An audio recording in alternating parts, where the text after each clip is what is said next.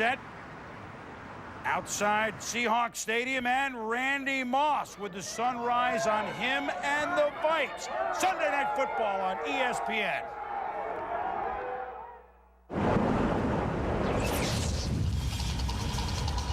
This is the beginning of a new year. All right, here we go. We gotta believe.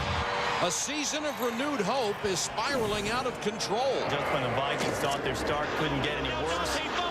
Randy Moss was arrested today. Promise has turned to heartbreak. It's no good again.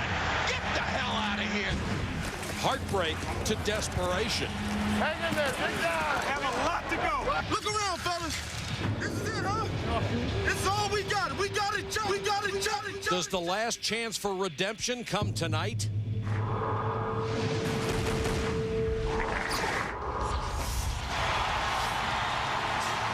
He is no stranger to controversy, no stranger to spectacular plays.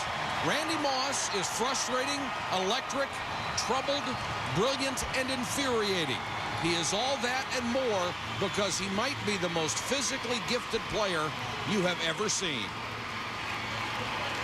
Good evening, everybody. I'm Mike Patrick. It's great to have you with us. Earlier this week, Randy Moss was arrested for a minor traffic incident, charged with 2 misdemeanors, and spent the night in jail. Since then, he has apologized to his teammates and his organization. And his head coach, Mike Tice, says he will start tonight. For the reasons why, here's Susie Galbraith. Well, Mike, most people don't know both sides of the story. But, Coach, the bottom line is your star player spent a night in jail this week. Why does he deserve to not only play, but start? Well, he's worked extremely hard to do the right thing. You know, we're around him every day, and we see what he does in the course of the offseason, the course of the preseason, the course of training camp. We see how hard he's trying to do the right thing. And I think it's the best thing for our football team and for him as a young man to stand behind him. As long as he's willing to work hard at doing the right thing, I think we did the right thing. How do you think Randy would define respect? I think Randy defines respect by giving the people their due. I think Randy needs to understand that he made a mistake, though, and I think he needs to work hard to rectify that. People just want to know, does he get it? I think he's getting it. Dante Culpepper has admitted that he's been trying to force the ball to Randy. So how do you make everybody happy tonight?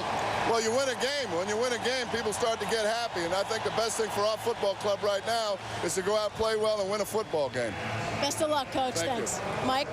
Thank you, Susie. Thank you, Mike. The pressure falls on the quarterbacks tonight. The question is, can Dante Culpepper stay away from the big mistakes that have plagued him early in the year? And can Trent Dilfer help a struggling offense get back on track?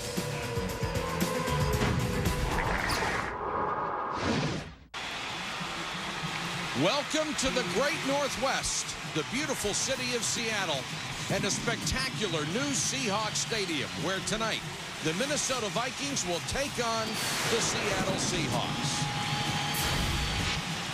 Welcome back, everybody. It's great to have you with us in Seattle. These are 2 teams tonight who have to win to keep their seasons alive. You can stick a fork in the loser. One team hasn't been able to stop the run. The other can't stop the pass, so the scoreboard operator may be very busy tonight. Joe, normally when a team is winless like these, 2 people are making a lot of mistakes, and Dante Culpepper has certainly made his share so far. Well, Michael, you talk about people, and you're right. When you reference Dante Culpepper, he's really the culprit that has created the problems for the Minnesota Vikings. Dante Culpepper has thrown too many interceptions. Last week against Carolina, 4. 3 of them were intended for Randy Moss, which really brings up the problem that he's fallen into. Mike Tice created the Randy ratio. Let's try and get Randy 40% of the throws in a game. The problem with that is his quarterback has bought into it completely. Tonight, he's got to not ignore Randy, but let Randy find the holes and yet get the ball to other receivers. But I think the most important thing for Dante Culpepper tonight is he has got to get himself out running around with the football, Paul. That's what he does. That'll help him out. Now, the Minnesota Viking defense, I don't think they have to worry about that when it comes to Trent Dilfer. Trent Dilfer, Joe, isn't going anywhere. That's why he has won 15 15 out of his last 17 starts. And we talked to Mike Holmgren, and he said, we need his veteran leadership. Why? Because they have too many young people at the skilled position. And Mike Holmgren also said the young people at the skilled position tonight have to finally step up and be accounted for. The other thing is, Michael, we're going to see this Seattle offense spread all over the field, not necessarily to throw the ball, but importantly, to get this offense started running the ball and get their great running back, Sean Alexander, back on track. Thank you, Paul. It is only week 4 in the NFL, but for these teams, it's already a must-win on Sunday night. The kickoff after this. ESPN welcomes you to the following presentation of the National Football League.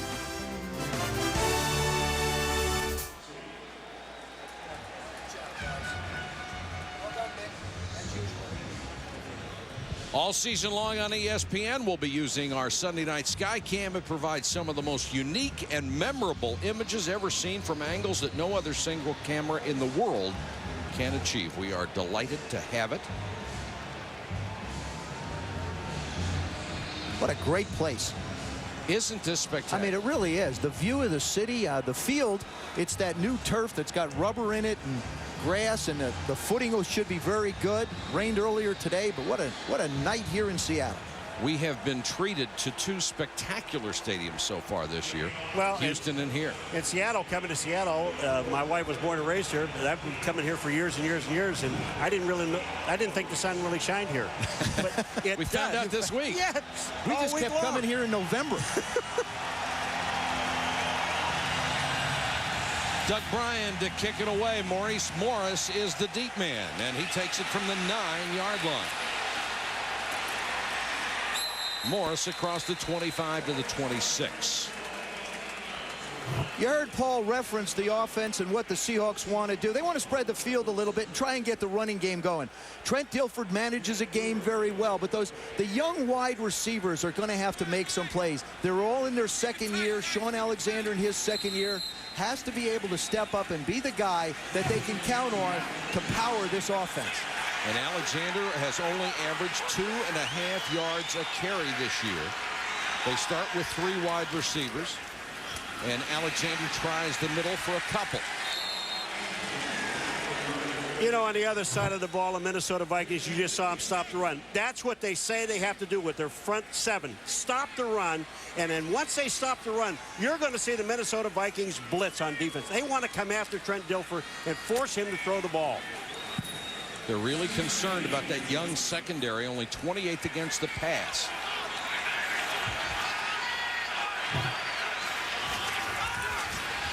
Dilfer straight back, good protection. Bobby Ingram out of bounds at the 35-yard line. He beat Eric Kelly, had him by 2 steps, and a perfect throw from Dilfer. Did you say in the opening that the Minnesota Vikings can't stop the pass? Correct. Boy, they can't. Good job of protection. Lance Johnstone not getting a chance to pressure Trent Dilfer. Bobby Ingram, the most veteran of the receivers. He has 7 years. Everybody else is 3 and under. Dilfer, who missed the first game of the year with a knee injury suffered in preseason, has started the last 2. Just never really ever gets the credit for being the quality quarterback he is. Everybody says all he does is manage games. I beg to differ. All he does is win football games, and that's the object of this game. You know, it's so interesting talking to him, and we're going to talk about him quite a bit tonight. But I was very impressed sitting down with him a couple of days ago, and he said how much he has learned and how much a calmer, quieter guy he is. He said, you know what? There's a reason why coaches call plays. We're supposed to execute them. Before, a long time ago, he used to fight it. Only took me 10 years to figure that out. Yeah, and then you get your leg broken. Why do you keep doing that to me? There was an interim in there. Thank you. I worked for a little while. It looks like both sidelines have lost use of their headsets. No communication with the press box. Both teams have to put their headsets down. Now this becomes interesting because remember, coaches communicate with their quarterbacks through the headsets. So now what happens, you can go to a walkie-talkie or you can go to a signal system. The defensive coaches don't have that ability to be able to communicate with their captain. But I think it's easier for defense, though, don't you, Joe? Oh, I mean, just you throw up a couple fingers, and you've got 4-3, 3-4. We're going to go after it. Spotted just inside the 35. If one team loses the headsets, the other one has to give them up. Here they come. For straight back. Blitz coming. Throws it away. Smart play. See, this is what I talked about. They want it, the Minnesota Vikings, we want to stop the run. We cannot allow Sean Alexander to get started. He hasn't gotten started in the first 3 games. And then come after Trent Dilfer up the middle. And that's exactly what they just did. And there you saw Trent Dilfer as he jogged back towards the huddle, running next to Mike Holmgren to find out what the next play was going to be. And Mike right now is very frustrated. He's 0-3 and didn't expect it. And now Dilfer will change the play. James Williams is in as a wideout. And Dilfer with the quick out to Darrell Jackson. Tyrone Carter took him out of bounds. Holmgren now in his 4th year in Seattle. Only 24-27 here. He won a Super Bowl in Green Bay, went to another. Yeah, but he had 1 quarterback in Green Bay. In the 4 years he's been here, he's had 5 starters at the position. And not just 1 quarterback. One special one. Favre. Yeah, he did it again today, didn't he? Favre. Didn't he? 3rd and 7 for Seattle on its opening possession. Dilfer, short set, complete to Jackson inside the 15. Carter makes the stop, but it's a first down. Tyrone Carter, the right corner of the Minnesota Vikings, was a safety last year. He's just in his 3rd year. Here comes the blitz. Everybody picks it up. Carter makes the move. Jackson makes the move inside on Carter. Good catch of a ball down low. But Tyrone Carter really is a guy that Willie Shaw wanted to make a corner, and he's in a learning process. Alexander lowers his shoulder and gets to the 11. When you look at that secondary, there's a converted safety at corner, a converted quarterback at safety, and a converted wide receiver that comes in, Jack Brewer, as a nickel. And they had a starter at one time, he's not playing tonight, Alford, who was a rookie, so they fill in with Brian Russell. And now we've outlined Willie Shaw's dilemma. Exactly. The defensive coordinator of the Minnesota Vikings. 2nd and 9. Strong and Alexander are the backs behind Dilfer, who drops to throw. Plenty of time, and then smart play. Strong appeared to be open, but coming up quickly was Corey Chavis, and he may have caused some trouble if Dilfer threw it on target. One of the things we talked about in the opening about Dilfer not moving, Joe, knowing the Minnesota Vikings knows that he's going to stay in the pocket, he's not going to run with the ball. But there are times like that one right there, he could have run with the ball and picked up 5 or 6 yards. Here is Trent Dilfer in the pocket now. Watch this. When you look upfield, here he is. I mean, there's room for him to run. Look left. But it's look not at right. It's not in his nature. Plus, he's got a bad knee. Run anyway. Dilfer back to throw. Dumps it off. Alexander needs to get to the 4 and is close. He didn't make it. They got about a half a yard. Wow. That's a quick call by you, Paulo. My eyes are getting better. The yellow line that you can see is just inside the 4-yard line. It appears they are right at the stripe. And it also appears that Mike Holmgren has got the headset back on. This is a very generous mark if they make it. Covering. No, Covering. You're already on record, big fella. All right. No, they missed it. They missed it. Oh, by that much. I said what that do you much. do? What do? You kick a field goal. You're 0-3, you go for it. Well, you still. No, you're young, you're 0-3, you go for it. I like the call. And the reason why I like it is you're home. If it was on the road, it'd be a little bit different. I think coaches look at that. If I'm on the road, I'm away, I get the points. But if I'm at home, Minnesota has struggled offensively. You know the problems of Dante Culpepper. If they do turn the ball over on downs, Minnesota has a long way to go. Next, what do you do on the play call? Seattle is 31st in the league rushing the football. You go stray ahead. You make Sean Alexander get it for you. Dilfer, quarterback keeper, appears to have it with room to spare. He actually got an entire yard. Quick count. Well, he may not be able to scramble, but he can run the sneak. Nice call, Joseph. First and goal. Seattle inside the 3. You know what really makes that quarterback sneak work is that little slight hesitation. When a quarterback goes up, he'll slight hesitate and then wait for the block to develop and then go.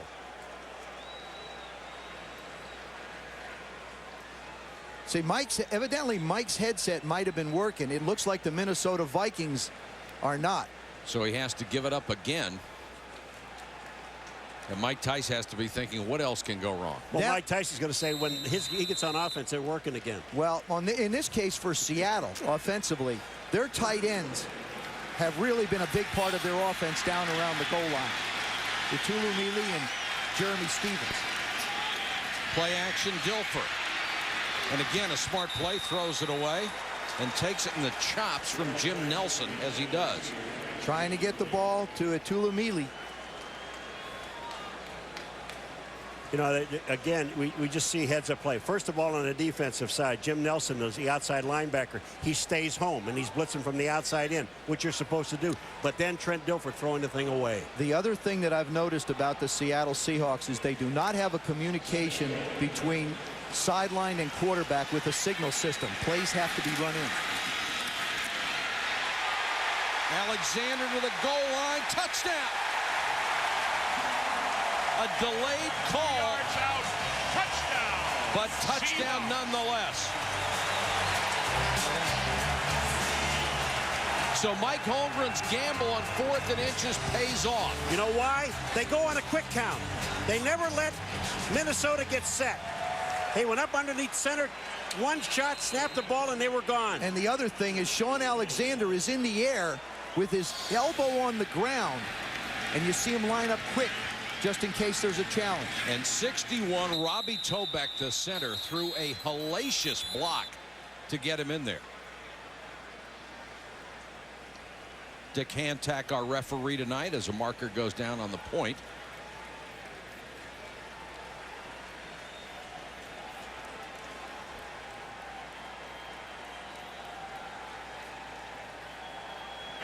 Encroachment, defense, nose guard. It is a 5-yard penalty.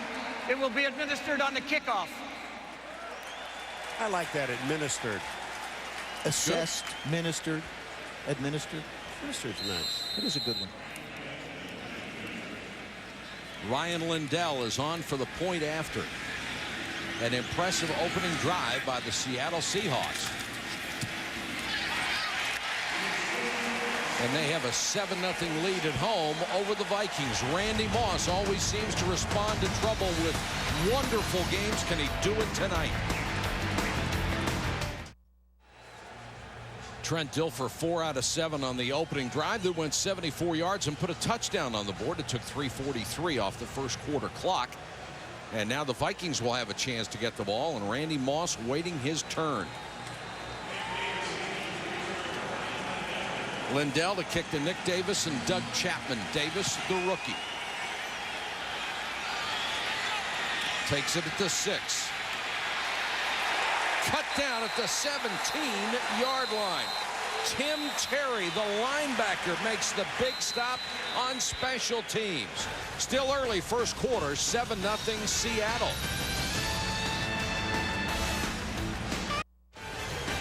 ESPN Sunday Night Football brought to you by Bud Light. For the great taste that won't fill you up and never lets you down, make it a Bud Light. Suzuki, maker of innovative motorcycles and all-terrain vehicles, and proud sponsor of the Heisman Trophy Award. And go deep with the new Chicago dish, only at Pizza Hut. Just gorgeous scenery out here. It seems funny seeing Seattle outside. I get so used to doing games in the dome that it's a different atmosphere. Did you forget the one at Washington Stadium? Did I miss something in the rain, hanging over a ledge? I did forget that. We tried to forget that. Oh. See, I can block those things out of my mind. Boy, was that awful. Oh, but this place is just spectacular. They did a wonderful job here. The Vikings will start from their 17-yard line. Now they got to step up on the field. And I think it's important for Dante Culpepper to get off to a solid start, even if they hand the ball off a few times. They're still having problems with the headsets. That's why the delay. That's Alex Wood, the quarterback coach, who will be relaying the plays in from Scott Linehan, who is the offensive coordinator, who for this game has moved upstairs. He'd worked the sideline the previous 3 weeks, doesn't feel comfortable, has always called games from upstairs. There he is. This is where he thinks he can see the most. I talked to him earlier today, and he said there was less emotion, less commotion going on, and he could see the field and get his thoughts more organized. And so give Mike Tice a lot of credit, the head coach of the Vikings. He put him up where he feels he can get the best job done. I think an offensive coordinator, too, needs to be up there and away from the players because everybody's in your face and they're trying to do it. You just see it all. Some of them like to be close to the action, though, Paul.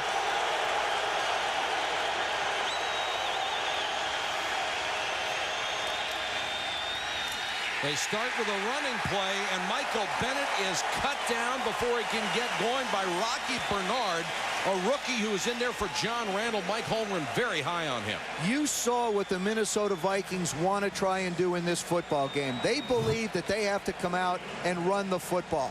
They've got to get Michael Bennett, Mo Williams, and Doug Chapman, their three-headed monster at the running back position, going. Then you'll be able to get to the receivers, but it all falls on the load of the offensive line, that young patchwork offensive line. Bennett again gets a couple of blocks. Bennett out to the 24-yard line, about 3 shy of a first down. Marcus Bell made the stop. He's in there for Simmons. The Seahawks defense missing 4 starters tonight. 4 really good football players, and Mike Holmgren earlier in the week obviously upset about it when you play with 4 of your top 11. John Randall, the motor that runs it. Sean Springs, your corner. And Anthony Simmons could be the fastest guy on the defensive side of the ball.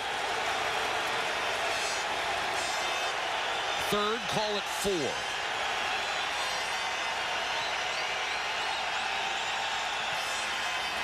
Mo Williams in as the running back. Culpepper throws to Moss, tipped away. Marcus Robertson, the safety underneath, got a hand on it.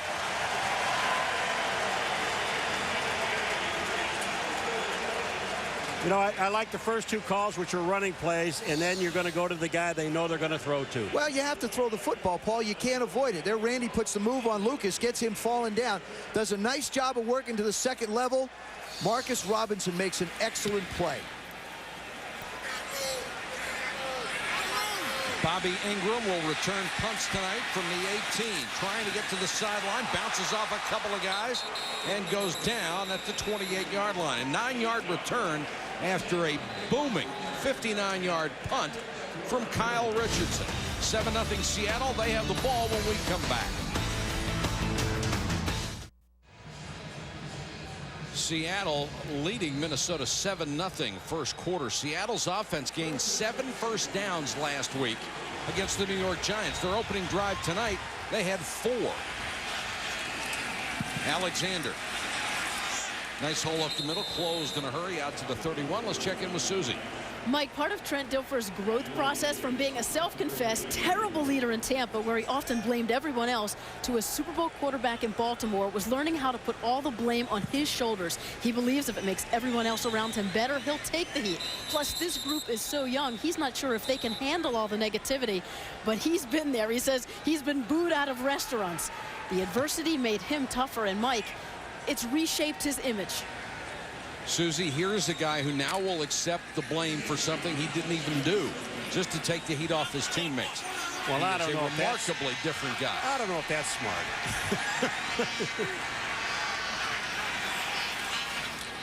Dilfer, short set. Great move outside by Corn Robinson, the second-year man out of NC State. Almost got away from Corey Chavis for a big one. Paul talked about it in the open. Trent Dilfer's not going to run away in the pocket, which is great for his offensive line. Sets up and gets this offense started with a big play in the first series. Up the field to Bobby Ingram, the more veteran. Then out to Darrell Jackson, who's got all the excitement and energy. Another one to Darrell Jackson down the middle. 3 big plays on their opening drive for 74 yards and a touchdown. Mike Holmgren really excited about his wide receivers. Alexander. 40. Cut Gets it back, picks up a blocker. Sean Alexander down to the 20-yard line. He hadn't been able to break anything all year long. He finally did. That one's 43 yards. But I'll tell you what happens. You got a strong side linebacker, Jim Nelson, number 56, that gets himself caught inside. Boom, and they just kick out Tyrone Carter, and there's just nobody to fill from the inside. And then Sean Alexander gets in the open field. Goodbye. Averaging only 2.5 yards a carry coming in. His long run of the season was 13 yards. Here he goes again. Alexander, touchdown. Sean Alexander, touchdown, Seahawks.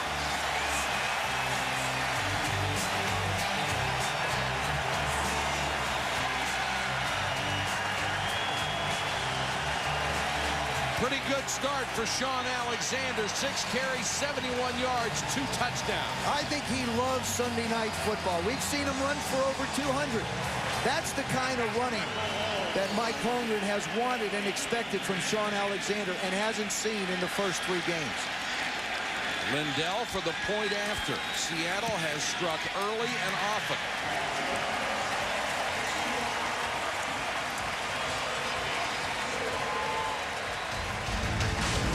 Alexander getting a little pep talk on the sideline as that was his drive. Seahawks this time go 72 yards, and Sean Alexander with a 20-yard touchdown run, and an even bigger run to set that up. And it's 14-0 Seahawks. Battle of 0-3 teams. Randy Moss has yet to touch the ball. Culpepper threw it to him one time. It was batted down.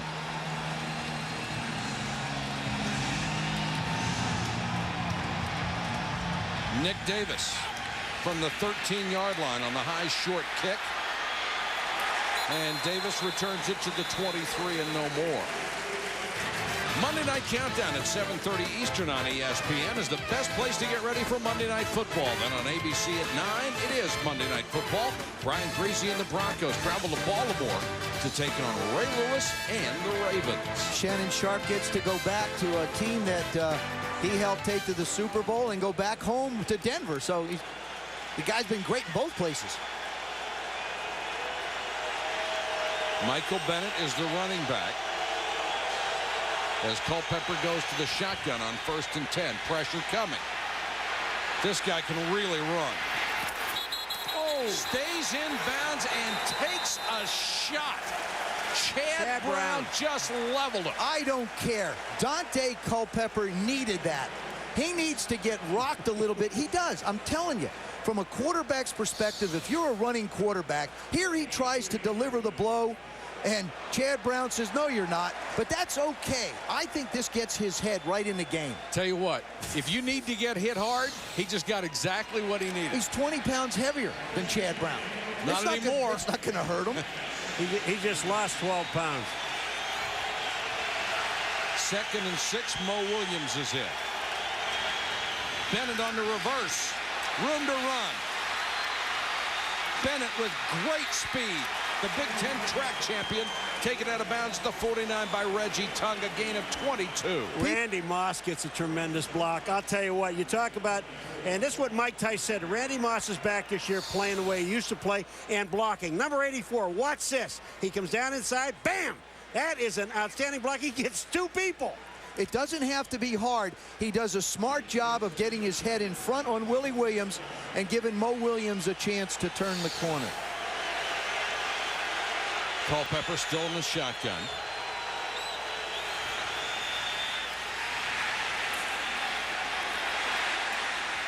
Throws incomplete, intended for Chamberlain. Reggie Tongue, the veteran safety, was there to knock it away. Of course, the Vikings off to that 0-3 start. A lot of pressure on Culpepper. He has to shoulder a lot of the blame. In the first 3 games this year, he has thrown 6 interceptions, fumbled the ball 7 times. He has been sacked 11 times. Pretty wretched statistics for the first 3 games of the year. And his eyes are now open, according to Joe. That's right. Mine would have been closed. Wide open. 2nd and 10, Culpepper changing the play. Moss on the near side. He's got one-on-one with Randy Moss. I'd take my shot with him. And there it is. Moss in front of Lucas. Lucas, the second-round draft choice out of Ole Miss. And here come the boos. I just don't believe that you can go one-on-one with Randy Moss. See, Kenny Lucas, Moss does a little stutter go. Lucas never, ever gets a chance to find the ball, loses his footing. But this is what you need to do. If you get Randy one-on-one, give him an opportunity to make a play. And throw it short. Let him come back to the ball. He knows where he's going. He knows where the ball is. He put such fear in defensive backs. Bennett, they string the play out. Bennett still able to turn the corner and gets inside the 30. The Randy ratio is something that the Vikings came up with at the start of the season, saying we need to throw to Moss 40% of the time. So far, they've thrown to him 41.5, completed 22 of the 61 that they've thrown to him, but 4 of 6 interceptions for Culpepper have come when he's tried to get the ball to Moss. It basically means that he is the primary receiver on 40%, and every team has someone that they will do trying to get the ball to their guy. And I think that thing has been horribly overblown. Who wouldn't want to get the ball to Randy Moss as often as possible? Culpepper on the run. Can't get away from Marcus Bell. This is the problem when you try and force the ball to one receiver, and that's been Dante Culpepper's problem. You see Randy Moss, he's lined up top. He's going to come across the middle. Now, as Dante goes back, actually the guy that makes a big difference is the end. He steps twice. He double clutches to come up. It really throws the timing off, which forces the throw to be laid over the middle. Randy tries to make a play. Grant winds up with the interception. That's what happened to him last week. That was more Dante Culpepper and the pressure than anything. The scramble by Culpepper, good enough for the first down. Then Bennett lowers his shoulder and pounds down to the 23, where Doug Evans, the former Green Bay defensive back, made the stop. Michael Bennett, 4-yard average last year, down to 3.5. Really is one of 3 backs that the Minnesota Vikings feature. They like Michael because he has the ability to break away. Mo Williams is probably their most complete back when it comes to pass protection as well as receiving. 2nd and 8. Bennett diving close to the sticks, just inside the 16-yard line. Good block from David Dixon. More on Bennett from Susie. Well, you've mentioned that he used to be a track star. So this offseason, to enhance his speed, he went back to running track meets, a pro circuit against past Olympians, and he set some personal best. He also dedicated himself to learning the nuances of the game, working with coaches on recognizing defenses. He said the game is so much slower for him now. Last year, it was like a bunch of Indy cars that he was trying to dodge. Now he's driving the car. 3rd and a yard, Susie. Culpepper. When you have a 260-pound quarterback, that's not a bad play. I like the play, but I also with Michael Bennett, I like, when you go out and you run with some track people, I would just hope that all the time that he was running and sprinting, he had a football in his hand. Or somebody chasing him. Yeah, I mean, the thing about it is, we've seen today, watching the games, the guys are carrying the ball outside of their body and fumbling the ball. If you're going to get your speed going, you better get that ball where it's supposed to be. And I think he's still young and learning, and it's good that he's trying. Well, he is young. He only had 1 year as a starter at Wisconsin.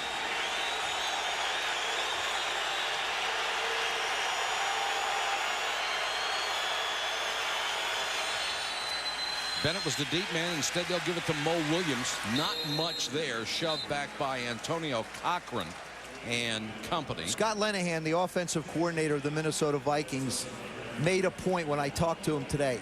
We're going to run the football. We have to run the football.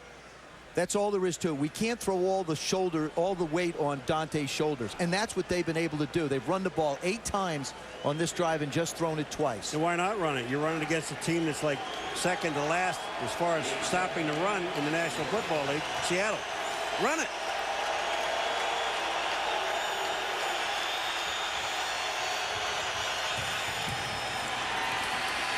Culpepper scrambles to his right again, has room, got a block.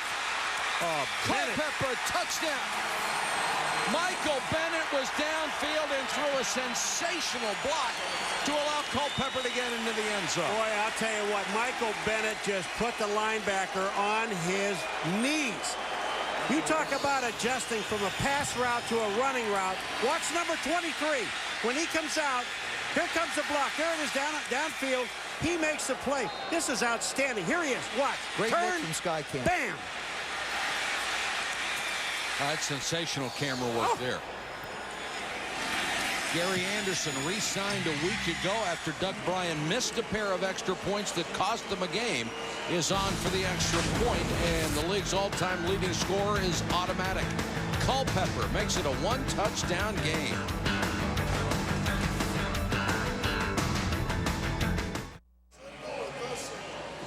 Spectacular scenes over Seattle, Washington. Last 3 days, the sun has shone brightly out here. It has been a magnificent trip for us. Maurice Morris returning the kick from the 10. Dives out near the 30. Thursday night, it's Bowden Bowl 4. Dad Bobby leads Florida State against son Tommy's Clemson squad. Running back Greg Jones leads the Seminole attack. Quarterback Willie Simmons directs the Tigers offense. It's College Football Thursday, 7:30 on ESPN. And Bobby has beaten his son 3 times in a row, 3-0. Yeah, boy, what a game that was between Louisville and Florida State. Louisville with the big upset over FSU in a horrible weather. Yes, it was. Oh, my. 3 wide receivers for Seattle and Alexander. Again, room off the left side.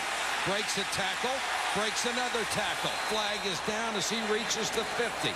The Vikings have not tackled very well for a long, long time. Well, they're all taking a gap all the way along the line of scrimmage. And what happens there is the strong safety, Brian Russell, his job, there's holding against Seattle, his job is to come up and fill the hole.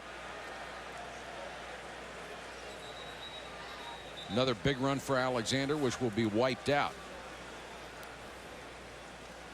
Mike Holmgren has found a place where he wants to run the football, and that's off the left side behind Walter Jones and Steve Hutchinson. Holding. Offense, number 84. 10-yard penalty. Repeat the down. First down. Everybody wants receivers to block downfield. That's Bobby Ingram on Tyrone Carter. I don't know. I don't know. Didn't see that. I don't know. I just, you know, receivers and DBs lock up when somebody's running. They're pushing and shoving. Jim Nelson is down for the Vikings.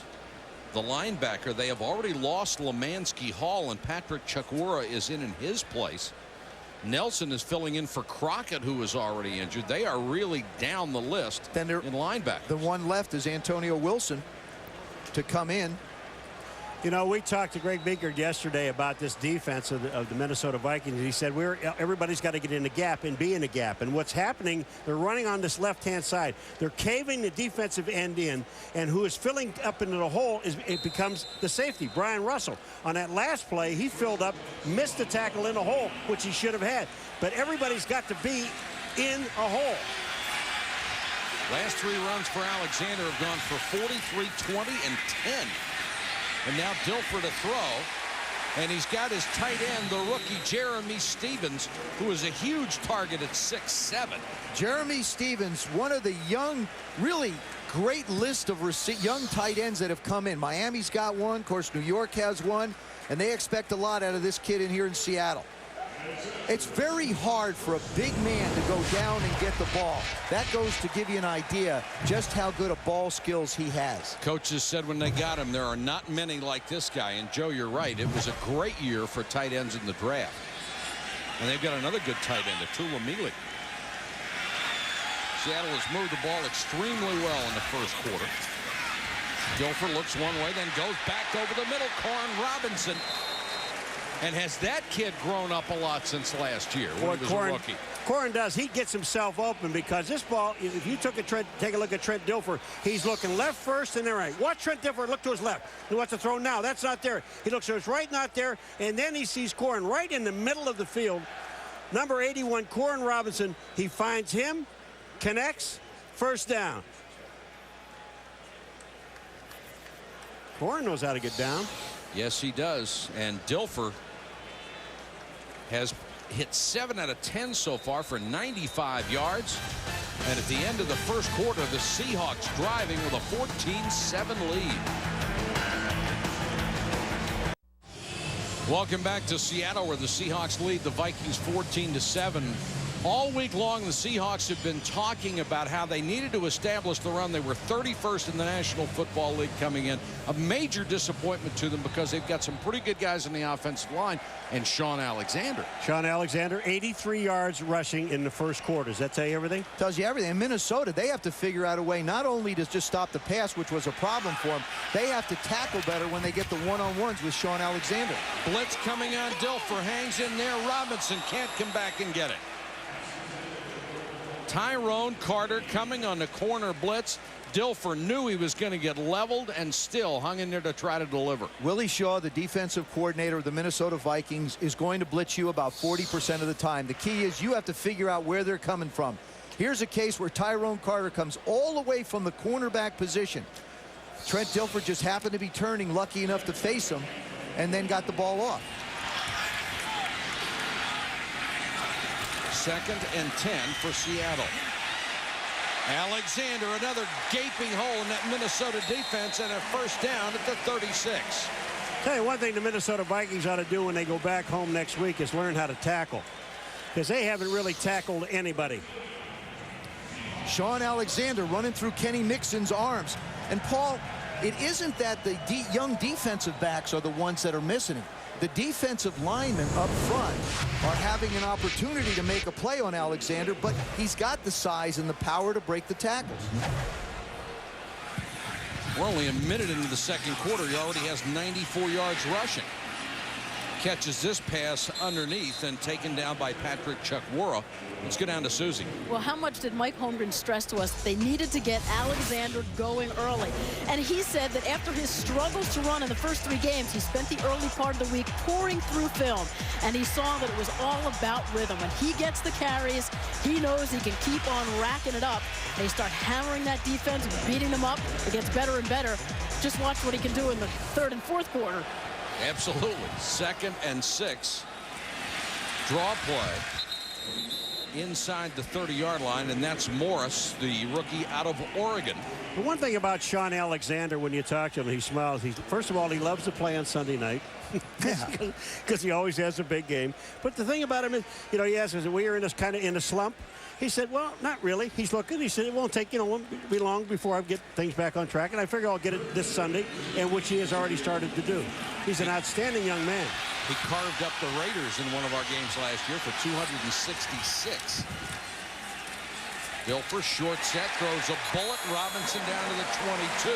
Seattle's offense operating at its best level all season. Corey Chavis is right in Corin Robinson's hip pocket. Trent Dilfer just waits for Robinson to make the move, pushes outside, gets his body between the defender and the ball, and Trent hits him right between the 8 and 1. It's a play where all 3 guys did exactly what they were supposed to do. And when that happens, the defense usually loses. That's right. Robinson goes wide left on 1st and 10. Alexander back in the eye. Play action, Dilfer. And gets out of bounds to the 18-yard line. See, Paul, he can scramble. Yeah, he can run for his life. See, remember I said that about Vinny in the preseason, that Vinny Testaverde couldn't run. And you'll never live it down. And he went out and ran. We didn't say he can't run. We said he doesn't run. He rarely does. He can't. Oh, it went from doesn't to rarely. I like that. Well, you covered yourself perfectly. Let me just tell you what, the way he runs, he shouldn't. And Mike Holmgren is delighted that he doesn't run around a lot, because this offense is geared to have his quarterback make plays. He was blessed with a couple of great ones in Favre and, of course, Young in San Francisco. 2nd and 6. Dilfer down the middle, contact on Stevens, the tight end, no flag. No, their legs just got tied up. They'll never call that. When your feet get tied up, that's okay.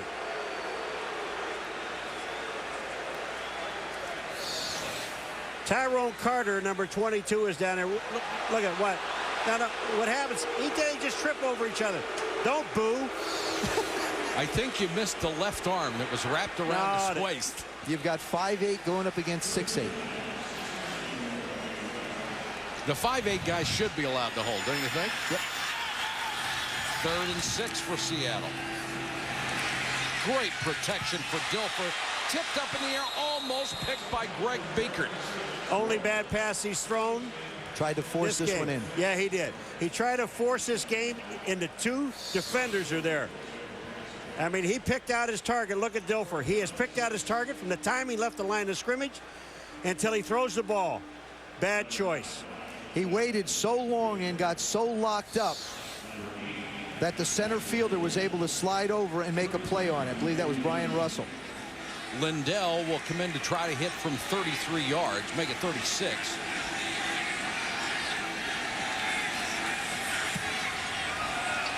And Ryan Lindell out of Washington State is perfect on the field goal. So Seattle has been a scoring machine tonight. They're up 17-7.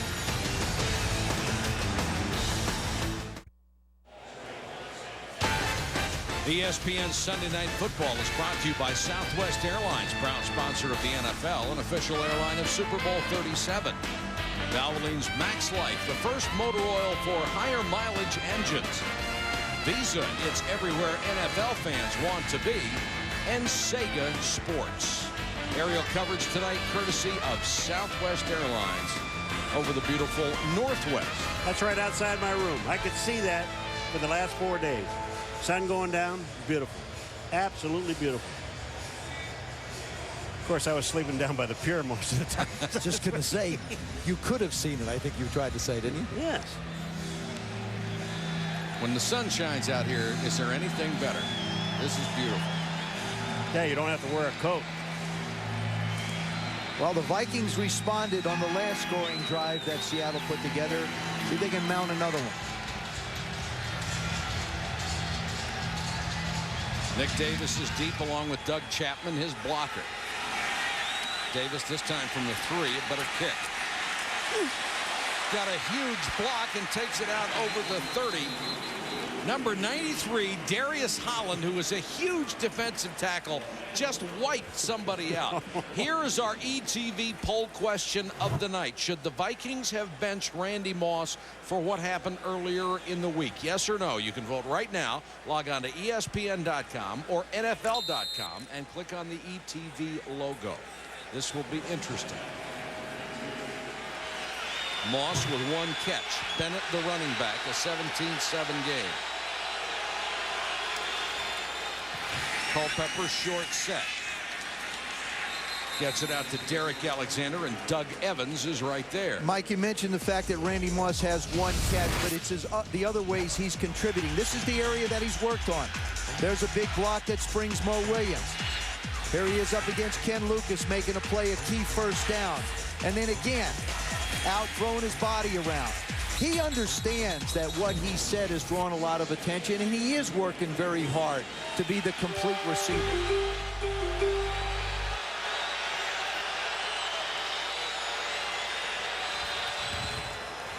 Seattle may have jumped early. Culpepper, nice move to get free, looking for a block and slides in at the 41. I really like the way Dante Culpepper is reacting. He's being very decisive, and that's a very important word when you're a quarterback. Make your decisions and go with them, whether it's throwing the ball or taking off to run. He's not getting trapped in the middle. Offside. Defense, number 94, in the neutral zone at the snap. 5-yard penalty. Repeat the down. 2nd down. That's the veteran Chad Brown. Chad Brown is such a good linebacker. When he was with the Pittsburgh Steelers, he was outstanding, and since he's been here in Seattle, he's been outstanding. This guy, and he lines up all over the field.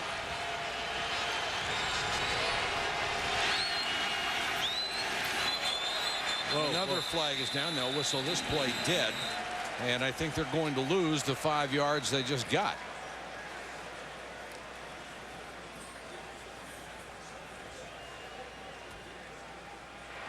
False start. Offense, number 61. 5-yard penalty. Still 2nd down. And there is a guy you'd love to see have brilliant games the rest of his career. Lewis Kelly, out the first 2 weeks after the death of his wife Rakiva and his unborn child. She died of a rare blood disorder. He came back 2 weeks later, had a poor game last week, as you might imagine. Very difficult to keep his concentration. But he says, you got to come back and play. This is my job. Bennett swallowed up by that Seattle defense. A unit which had been none too good through the first 3 weeks. You know, the one thing about it, yes, their defense is giving up so many yards rushing against them. But I'll tell you what, I just watching them through this first and second quarter, these guys on defense are really getting off the ball on time. All of them. And we talked about it. They're missing 4 of their stars as they start to get players back. And now you all of a sudden build some depth with the guys that are playing now. And they've got a bye week next week and then 2 huge games in their division, San Francisco and St. Louis. Speaking of St. Louis, ouch. Culpepper out in the flat, and that one is complete to Dwayne Bates, a free agent that they picked up from Chicago. The difference in this football game as I watch it and Dante Culpepper is he's not getting locked on Randy Moss. You can see him surveying the field. He knows where he wants to go with the football. Very uncharacteristic in throwing the interceptions that he's thrown. He's a very high percentage passer. Broke Steve Young's record in college, over 72%. He reminded you of that the other day. Yes, he did.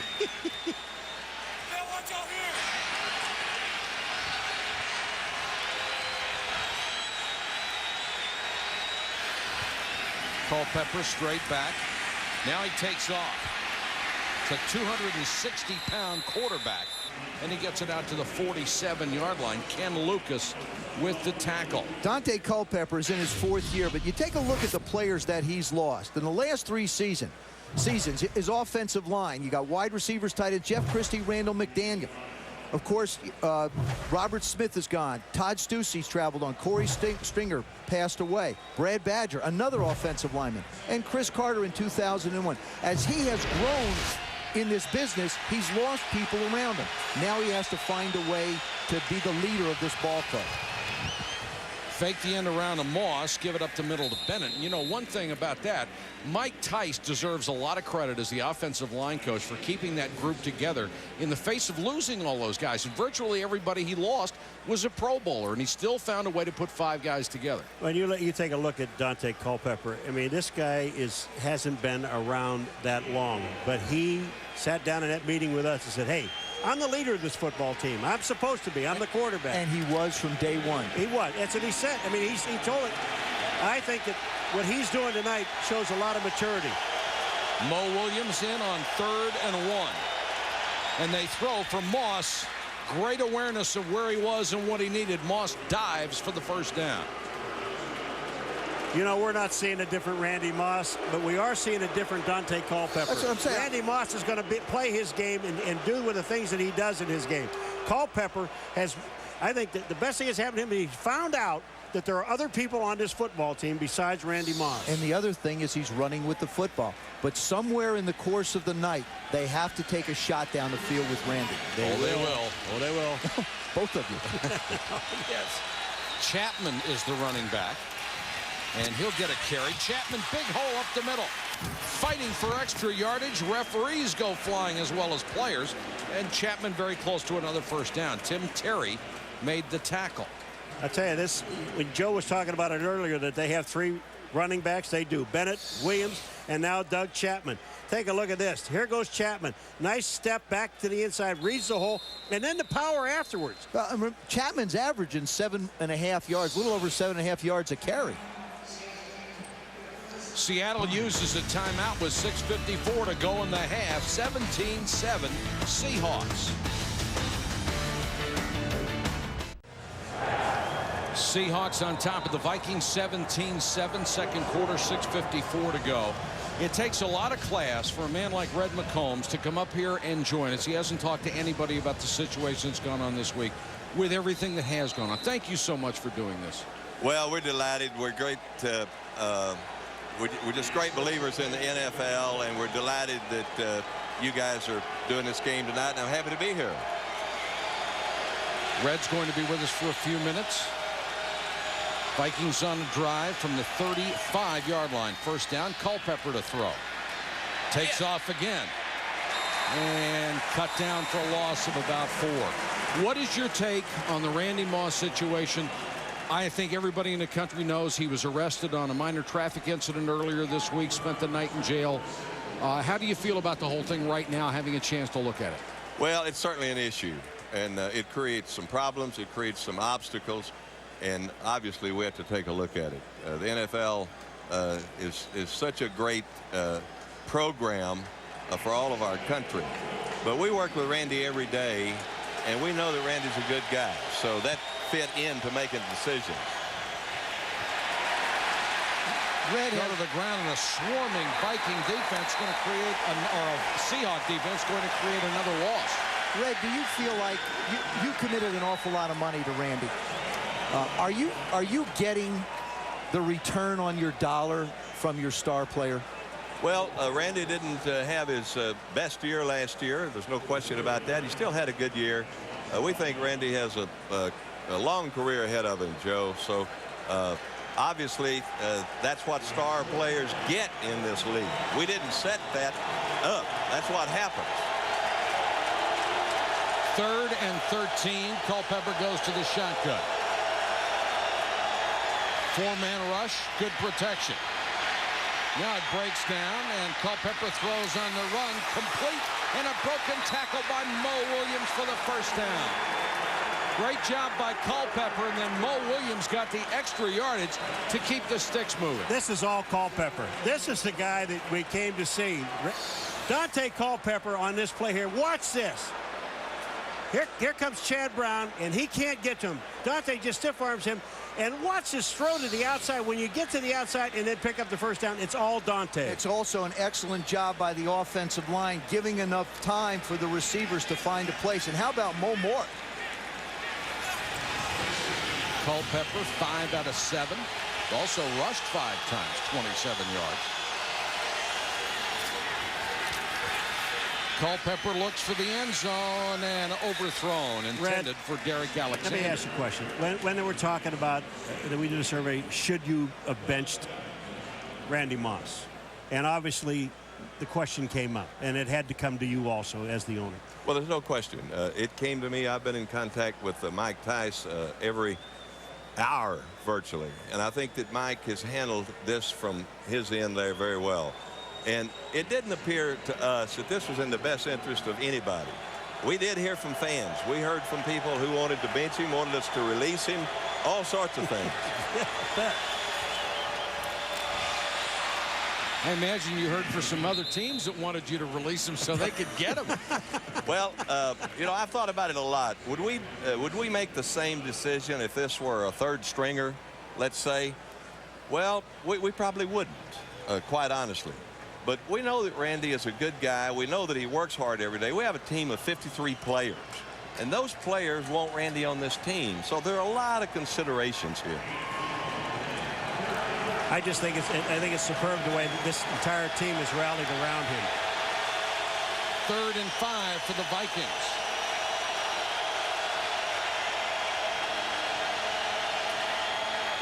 Blitz coming. Moss. Double team, can't get the first down. That's an excellent job by Seattle's defense. One took the position inside. Another player, Marcus Bell, took the position outside.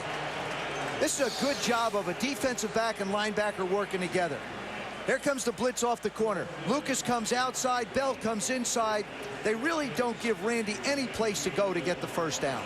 Gary Anderson, who was re-signed last week, comes on for the field goal. Mike Tice told me something funny last night, Red. He said the only time you've gotten miffed at him at all is after the missed extra points in the field goals. He said you might want to think about getting Gary back in here. Well, it got a little stronger than that, actually. I was going to let you tell that instead. Anderson gets the field goal. Red, thank you so much. Very kind of you to be here. Well, what we need is a W, and a lot of these things wouldn't look quite as the same way they look now.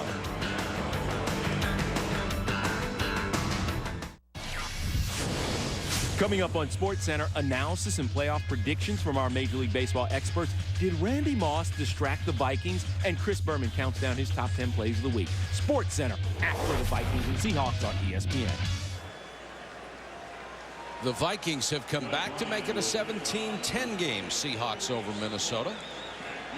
We are in the beautiful Northwest. And Culpepper and Moss with a 14-play drive that took 8:33 off the clock. They only got a field goal out of it, but it cut the lead to 7. Morris cut down as he reached the 20.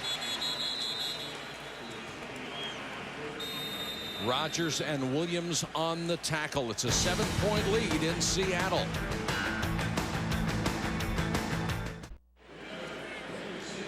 (17-10) Seahawks. Seattle takes over at its own 20-yard line. Sky Cam. Take you where you haven't been before.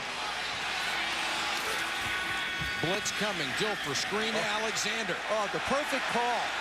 Alexander breaks the tackle off to the races. Needs a block.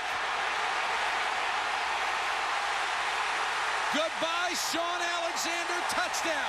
80 yards. Inside screen to Sean Alexander.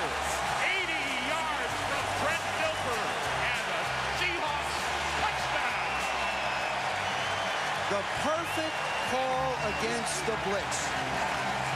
But I will tell you one other thing, Joe, and it's all yours, is boy, the blocking downfield was absolutely superb. They get most of the Vikings out of the way, and then you look at the wide receiver, Corn Robinson, number 81, coming in, and then it becomes Sean Alexander's speed.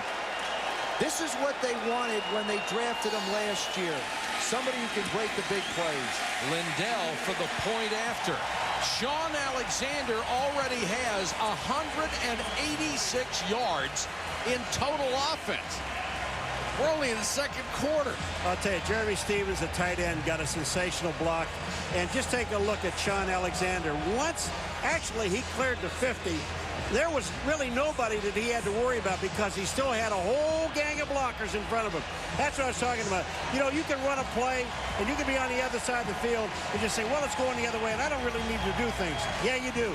You know, coaches always tell you the other team scores, you have to come out and respond. It took Minnesota over 8.5 minutes on that last drive to get 3 points. Seattle takes 12 seconds, gets a touchdown. Well, when you rush 7 and there are only 4 left, and then you've got linemen and wide receivers and tight ends, you're outnumbered, and that's exactly what happened to Minnesota's defense.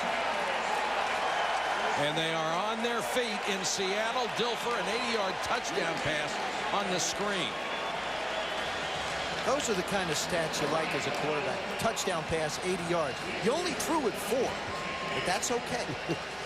That's all right. See, you're also the guys that get the interceptions on balls that are tipped. Yeah, but they shouldn't get credit for that 80. You should get credit for the 4. Don't let the linebacker come out in you. Lindell to kick it away. Davis, who's getting a workout, is deep. 24-10 Seahawks. All you need is a kick return now for a touchdown. Davis from the 5. Oh! Takes a rip as he got back to the 30. He was drilled by Tim Terry, his second big tackle on special teams. I'll tell you, we got a couple of guys down on the field. Well, next Sunday night at 7:30, join Chris Berman and Tom Jackson. They'll have NFL primetime. Then Tim Couch and the Browns will host Ray Lewis and the Ravens on ESPN Sunday Night Football. That's an 8:30 start next Sunday night. The Browns lost a heartbreaker today to the Pittsburgh Steelers, who got off the schneid. They found a way to win. Yeah, but the thing about it is, when you see Baltimore, Ray Lewis, 52, does that tell you anything? I mean, 3 out of the last 5 years he's led the league in tackles. Ray Lewis comes to play. Nick Davis is trying to figure out where he is right now. Thursday. This could have been a fumble. The ball came out when he got hit. And the question is he airborne or is he on the ground when the ball comes out? I think that's loose. Recovered by the Seahawks. First down. And it is ruled a fumble and recovered by Seattle. Now I think Mike Tice will be obliged to challenge. He's got it out. He's got the hanky out. He doesn't know where to throw it at. And I think obliged, Joe, is the perfect word. He can ill afford to have this happen. He has to. One of the things that Mike Pereira... Challenging the call on the field. One of the things that Mike Pereira... Covered by Seattle. Head of the officials told us, boy, and is it really working well? And I saw it work again today. Is to tell the officials not to blow the whistles too soon. Absolutely. And on this play here, the whistle had not blown. And take a look at this. Number 59, Antonio Wilson, comes in and he hits him right square in the mouth. And the ball just comes loose. I think he's almost half out in the air when that ball comes flying out. I mean, this is just a super hit. Well, now that angle's a little bit different. Is his rear end on the ground?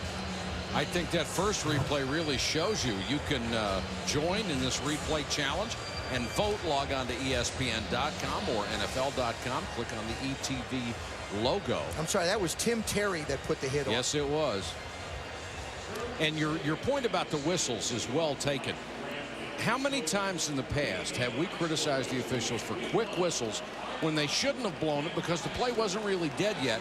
This year they have done an exceptional job with it. I think one of the biggest problems before was that they'd go through this long discussion, Joe, for 10 minutes, and then the referee would come and say there was an inadvertent whistle, which was bull. I think they've done an excellent job of streamlining the process and getting the game moving along.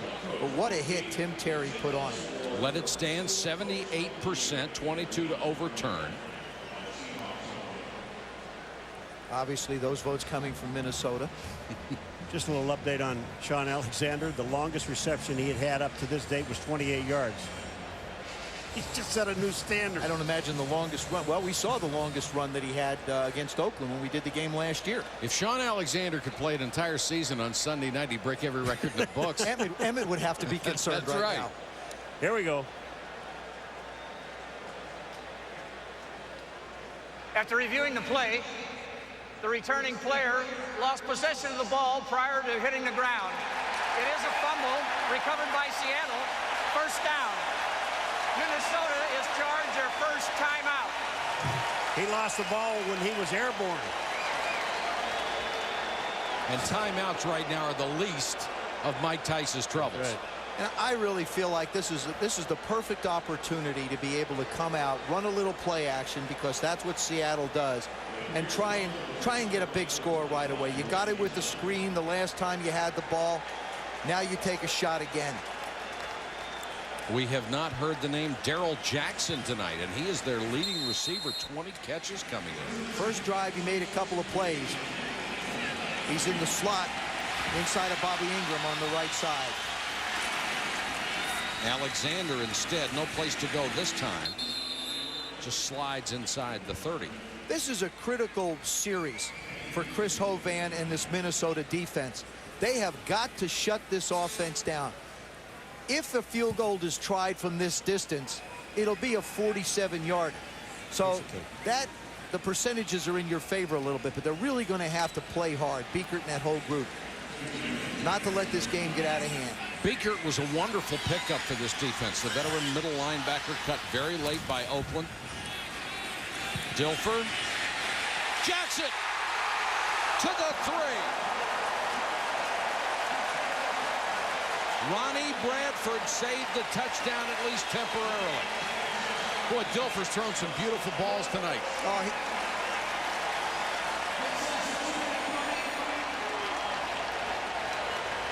Seattle hitting on all cylinders. We've reached 2 minutes.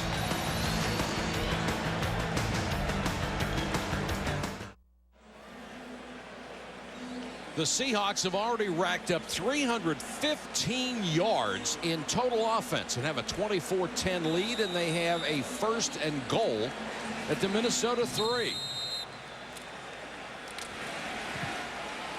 Oh, Sean.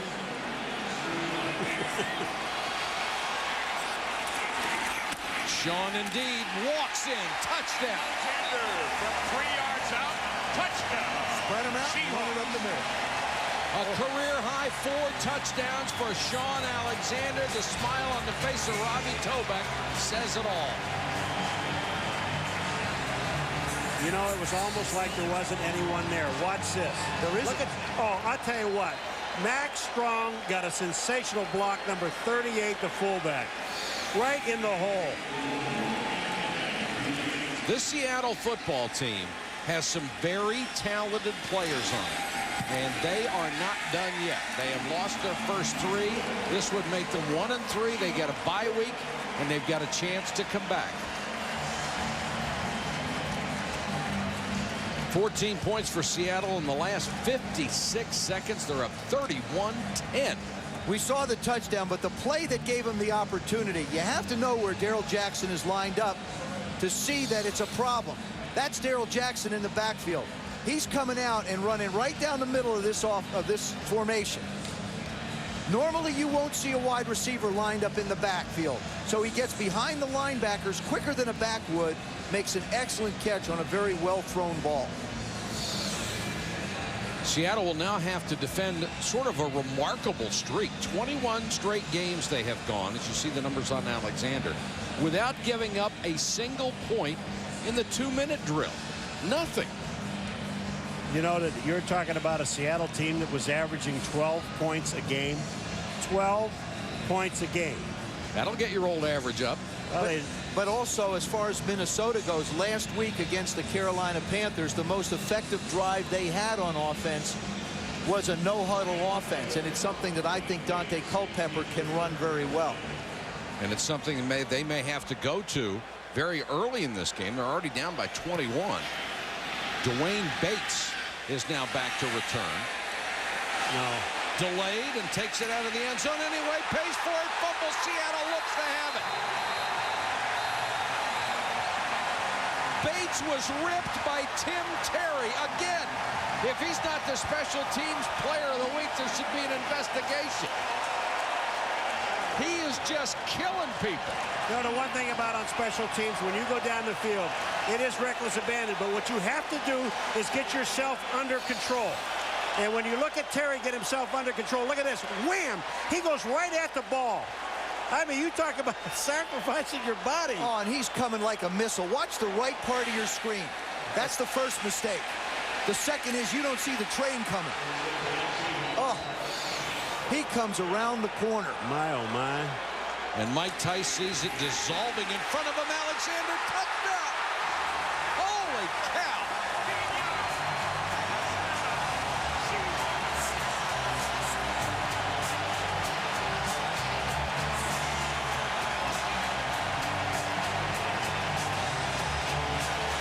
You know, it's not like they're discriminating on one side of the line or the other. They're going everywhere. They went up the middle the play before that with Sean Alexander.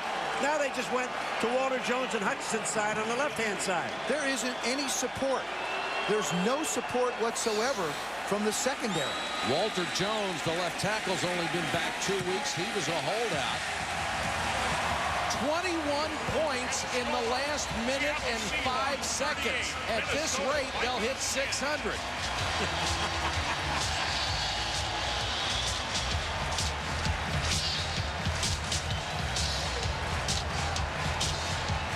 When you ask Sean Alexander about playing on Sunday night, for some reason, he just starts to drool.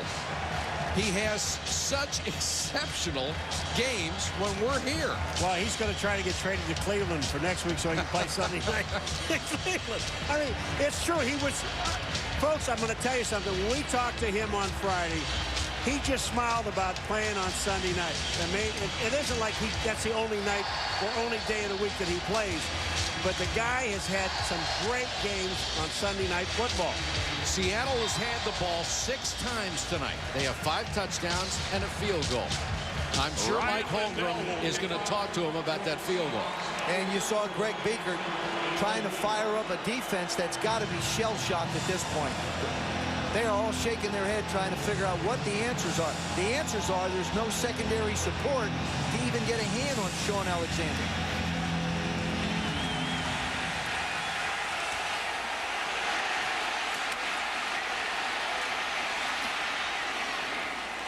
And at least not a turnover on the kickoff as Mo Williams returns.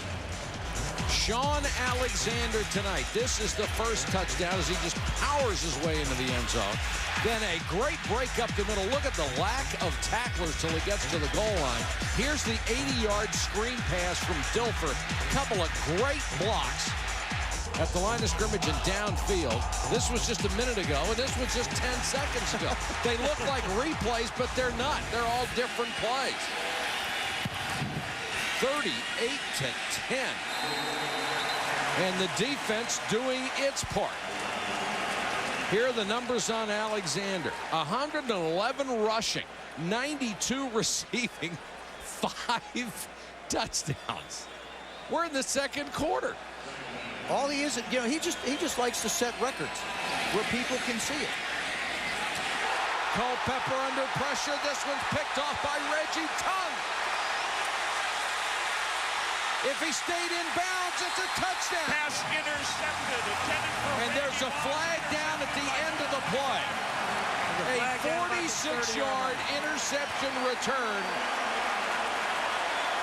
Well, Randy Moss was running straight up the field on an old, they used to call a streak play. He was just flying, and Culpepper let it go, and it was short. Holy cow. Personal foul. After the score, number 92, it's against. This is Seattle. This is. That's Darius Holland. The personal foul was on 92 of the returning team, of the intercepting team. The personal foul occurred after the touchdown. The touchdown is good. We will penalize 15 yards. Well, it's 92 Seattle. That's King. But it hardly matters at this point. The extra point will make it 45-10. I'm almost surprised Sean Alexander didn't intercept that and run it back. Or lateral it back to him and let him score again. Well, Mike Tice just has to feel like he has been steamrolled. Before they fumbled a kickoff return, Mike Tice, we had the camera on him. He was on the sidelines, and he said, it's our ball. Let's protect it. And the first thing that happens, they fumble on the kickoff return. The question is, does Reggie Tongue step out of bounds? Dante trying to go down the middle. Doesn't even see Reggie Tongue. Now watch as he heads towards the sideline. Does he stay in bounds? It sure looks like it from there, and just cruises on into the end zone. 28 points in the last 1 minute and 47 seconds for Seattle. I'm going to assume that's an NFL record. Here's the question. Number 25 is Tongue. One, done. No, no. Play to see if the intercepting player had stepped out of bounds. This will be an easy call. The replay showed definitively that he did not. That was only the 6th career interception for Reggie Tongue. Look at Reggie. The only one that's in question is not this foot now, not that one. It's this one. And watch him come back inside. That's perfect. He's in bounds all the way. Here it is again. It's right foot, not that one, not that one, this one. And that's in bounds. Keep in mind, inside of 2 minutes, Mike Tice cannot challenge. This has to be an official review from the box. And that's what the officials are looking at. And this place will erupt, I'm guessing in about 20 seconds. The extra point still pending this challenge. And what do you do if you're a coach or a player on a team that is getting dusted like this in the first half? Paul and I have been there. We've been in football games like this. Unfortunately, what you do is you go in at halftime, and the truth of the matter is you have to say, don't look at the score. Yeah, fire up the bus. Don't look at, well, you would. You can't look, in Mike Tice's case, guys now are playing for jobs. 4 interceptions a week ago. Throws this pick. It's run back for a touchdown. And here's Dick Hantak. After reviewing the play, the call on the field of being in bounds all the way and returning for a touchdown is confirmed. Touchdown, Seattle. I like the way Dick explains things. In the last 141, Minnesota has run 2 plays. Seattle has scored 4 touchdowns.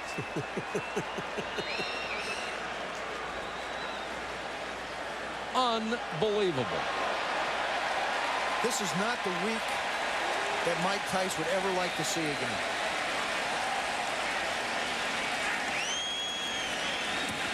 The point after is good.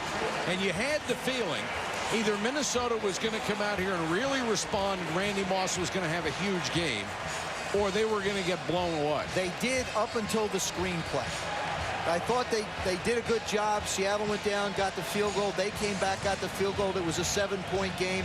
And then all of a sudden, the screenplay started the dam breaking. Coming up at the half, the Toyota halftime show. Chris Berman with the fastest 3 minutes in television. We'll take a look at the big sticks. And the Major League Baseball playoff picture is set and ready to go. Cardinals. St. Louis Cardinals. Now remember, there's going to be a 15-yard penalty on this kickoff. So onside? No, what I want to say is Minnesota's going to have good field position, but it doesn't make any difference. Here's Sean Alexander. Sean, you have 5 touchdowns, Sean. Smile. And Dante Culpepper has to figure out a way to get his game back so that he can go out and at least execute the offense. That's what you're looking at doing right now. Not making mistakes, but trying to execute the offense. Mo Williams will wait near his 10-yard line for the kick by Ryan Lindell. And Randy Moss trying to stay loose. Mike Tice trying to stay sane. Of course, Mike Tice played here in Seattle for a while. This is not a very welcome homecoming for him. A wonderful tight end for 10 years for this franchise. Played 14 in the NFL. Williams from the 18-yard line. Swallowed up at the 34. Orlando Huff, first man in on the tackle this time. This is the most points the Seahawks have ever scored in a half. I'm going to guess 5 touchdowns by a single player would probably be a team record. Probably a good guess. I'm going to guess that one's a little deep in the record book. We're still thumbing through that one. Still have a minute to go in the half. The shell-shocked Vikings have the ball. Culpepper past the line of scrimmage, gets out of bounds across the 40. Gale Sayers had 6. That was in a game. Yeah. This is a half. Well, it's not over with. That's true.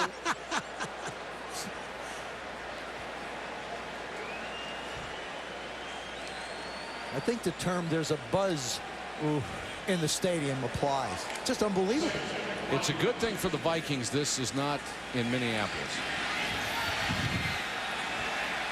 This would be very ugly right now. It's ugly anyway, Mike, if you're a Viking. Complete to Derek Alexander, who's getting the start tonight over Bates, and he's tackled by Chris Richard, a rookie corner out of USC, but this will come back because of a holding call. And there's the expression, Mike Tice, that's perfect. Just perfect. Well, you know, yesterday, nobody was more honest than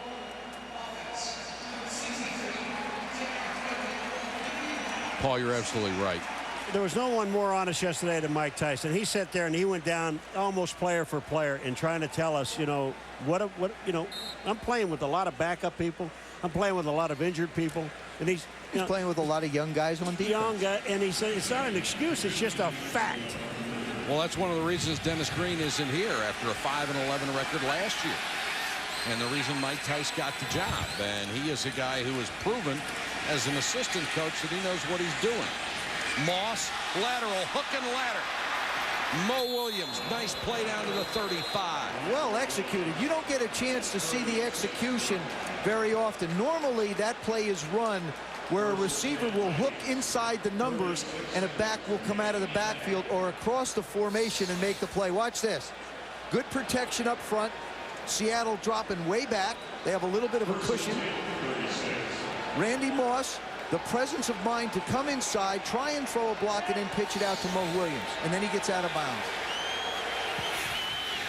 Blitz coming. Culpepper throws complete. This one caught by Dwayne Bates. And Bates brought down at the 25 by Marcus Bell. Clock is still running, and Mike Tice wants to know why. They appeared to call timeout with about 28 seconds on the clock. It's down to 24. Just remember, he's down when that ball goes down. You cannot fumble the ball forward. So it comes back to where, even though it goes out of bounds, it goes back to where he went down. And Dante has run all the way back onto the field to, I believe, try and get some more time put back on the clock. They'll spot it just outside the 25. Well, the end of the run was a first down, even though the ball was fumbled forward, but it comes back to that point. And you see Mike Tice signaling 4 seconds. That's what he thinks should be back on the clock. And here are the quarterback numbers. Culpepper with 89 yards. Dilfer already with 212. 80 of it coming on a screenplay. Quarterbacks, but very this year efficient. so far, big numbers. Lot of big numbers. This year is the year of the ball in the air everywhere. 40, 50 passes a game. Saw New England try it again today. Boy, what a job Marty Schottenheimer's done in San Diego. 4-0 Chargers. They put 2 seconds back on the clock. They compromised. Culpepper throw behind Chamberlain, and Chamberlain blasted by Willie Williams. Boy, that's when a quarterback puts a guy in a tough spot. And if you're a defensive back for the Seattle Seahawks, this game has just become so much fun because you know that Minnesota is going to have to try and put something up now. I think the second half will be different. I wouldn't be surprised if they try and run the ball and run a normal game plan in the second half. But right now, you know the ball's going to be in the air. Wait. You're down 35 points. Go second normal game plan. You can't catch them. Buffalo caught Houston. This is all Buffalo. Stands in the pocket, tipped, almost caught anyway. Derek Alexander nearly got it. Marcus Bell with a deep drop, tipped it in the air. Alexander nearly made the catch inside the 2. Alexander work in the middle. Look at this. Again, Marcus Robinson just manages to get a hand on it. Well, watch this ball. First of all, is tipped up in the air first. There it's tipped by the linebacker. And then Marcus Robinson, I mean, just staying with the play and knocks the ball away. Marcus Bell tipped it up. Marcus Robinson knocked it down.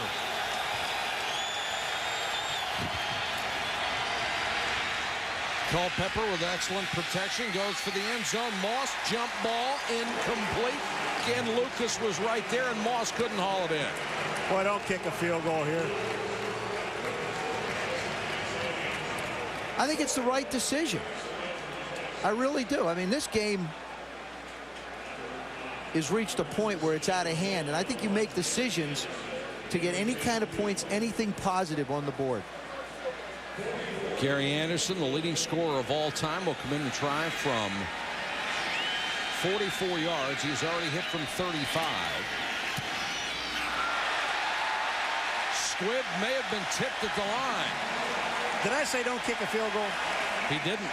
Yeah, he heard me. Or they let the clock run out. And the half ends on another sour note for Mike Tice and the Minnesota Vikings. What a half for the Seahawks. 45-10. Let's go to Susie. Mike, 3 turnovers tonight. That's a 14 total for the season. How do you work to correct that? Well, I tell you what, we just got to keep talking about not turning the football over. Turnovers, they can score points. When you turn the ball over in their territory, they score points quickly. It demoralizes your football team. So we got to come out in the second half.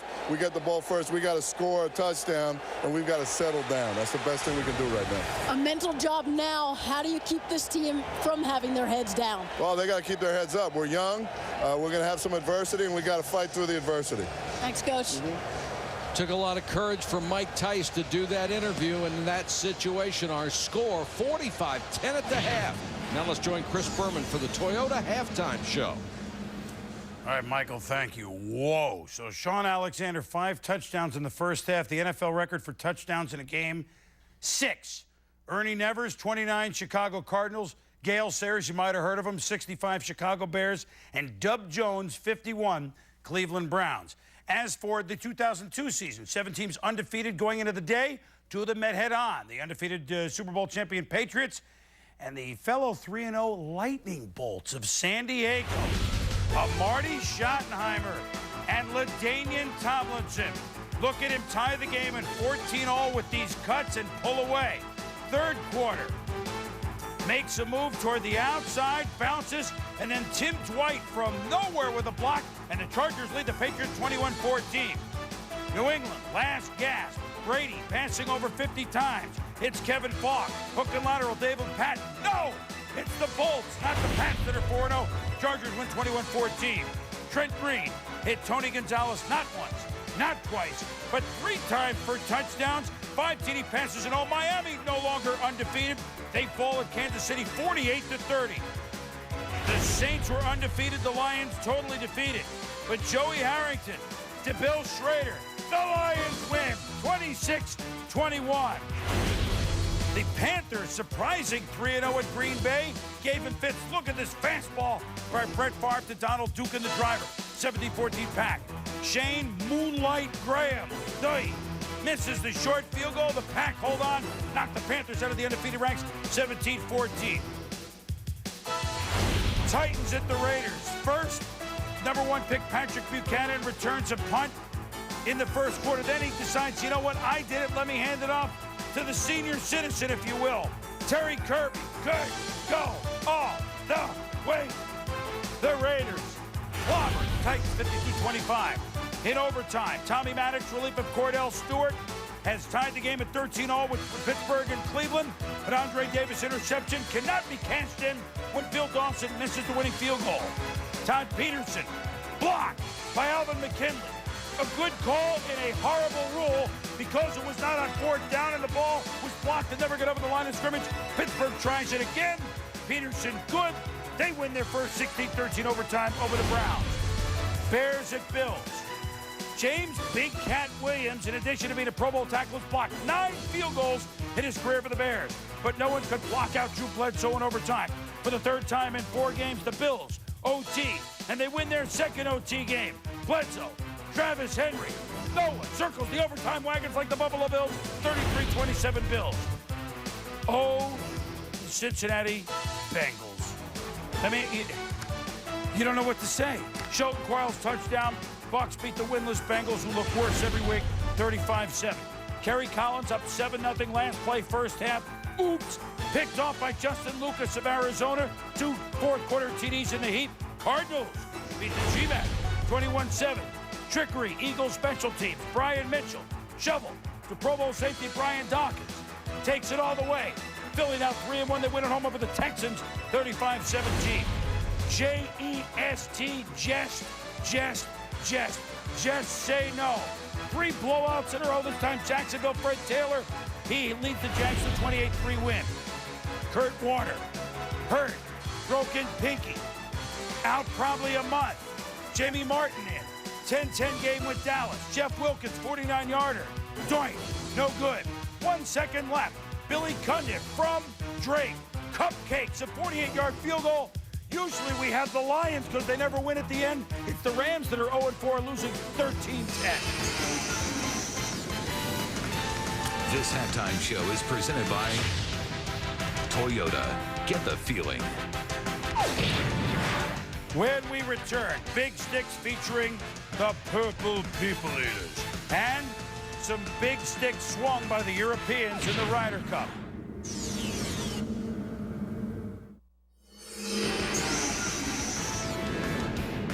Welcome back to the Toyota Halftime Show with your host, Chris Berman.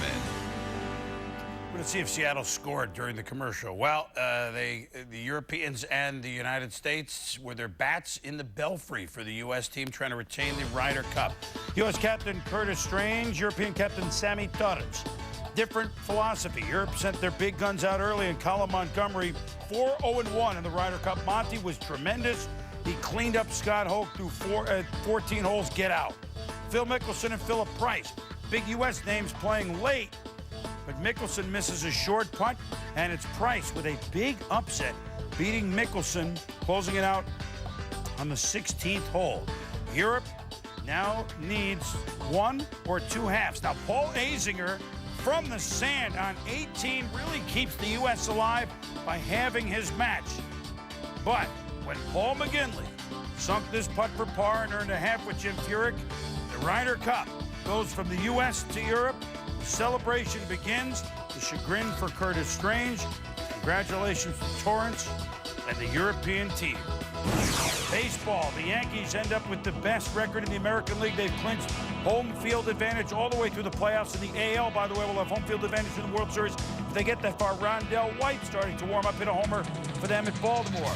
Alfonso Soriano did not get 40-40, striking out his last time at bat. Vladimir Guerrero, Montreal, also just missed by one home run as well.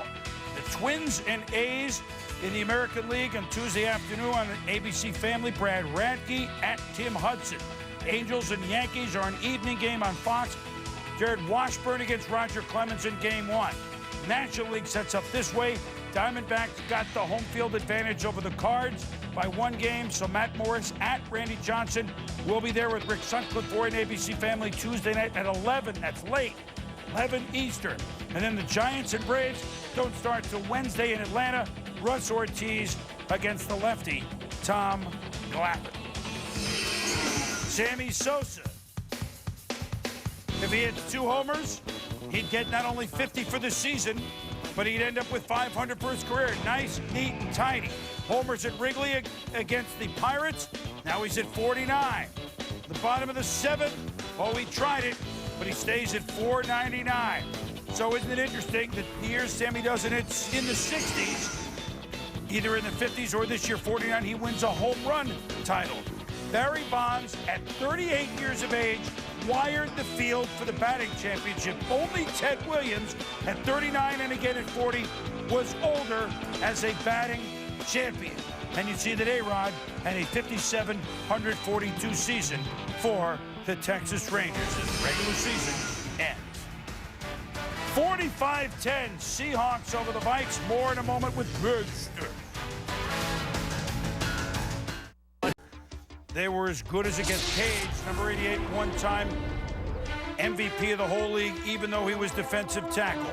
Hits on this day. Corey Fuller of the Browns makes Cordell Stewart remember what it's like to try to get to the sidelines and not quite get there in time. Tim Terry with a big stick in our game. Seattle with a big lead.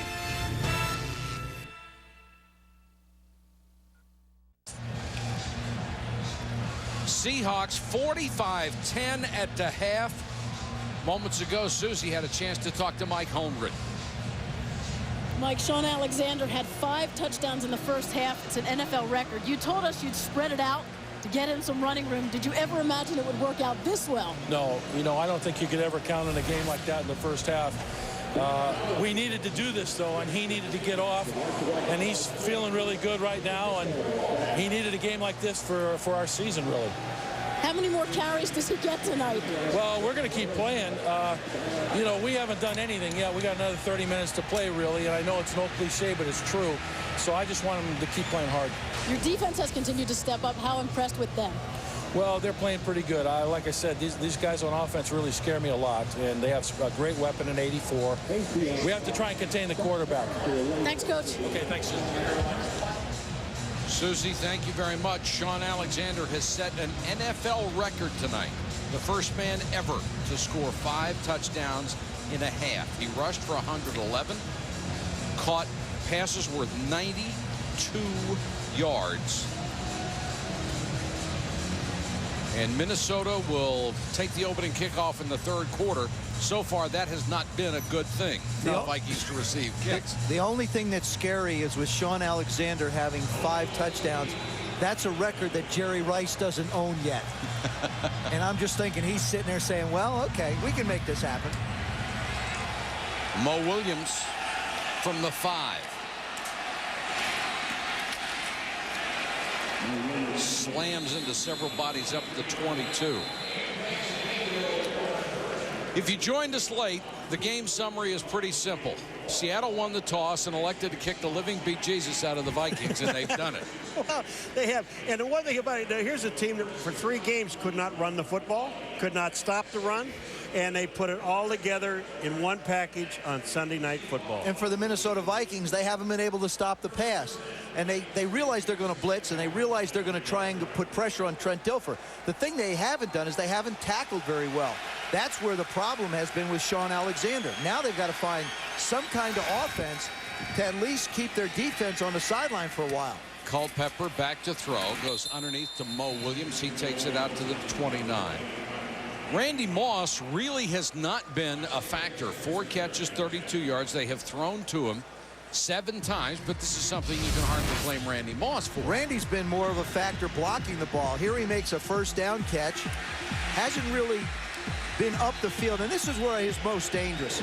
Not catching 1-yard hitches for a first down or not catching 3-yard passes. His danger comes when he gets a chance to make a play 30 and 40 yards down the field. Culpepper underneath to Derek Alexander. Right now, the Vikings are looking for anything that works. You know what they're really looking for? They're looking for first downs. They want to just control the football. Don't put it back in the hands of Seattle. And get down the field and score a touchdown. Not a field goal, score a touchdown. But they haven't been able to move the ball at all. 3rd and a yard for the Vikings.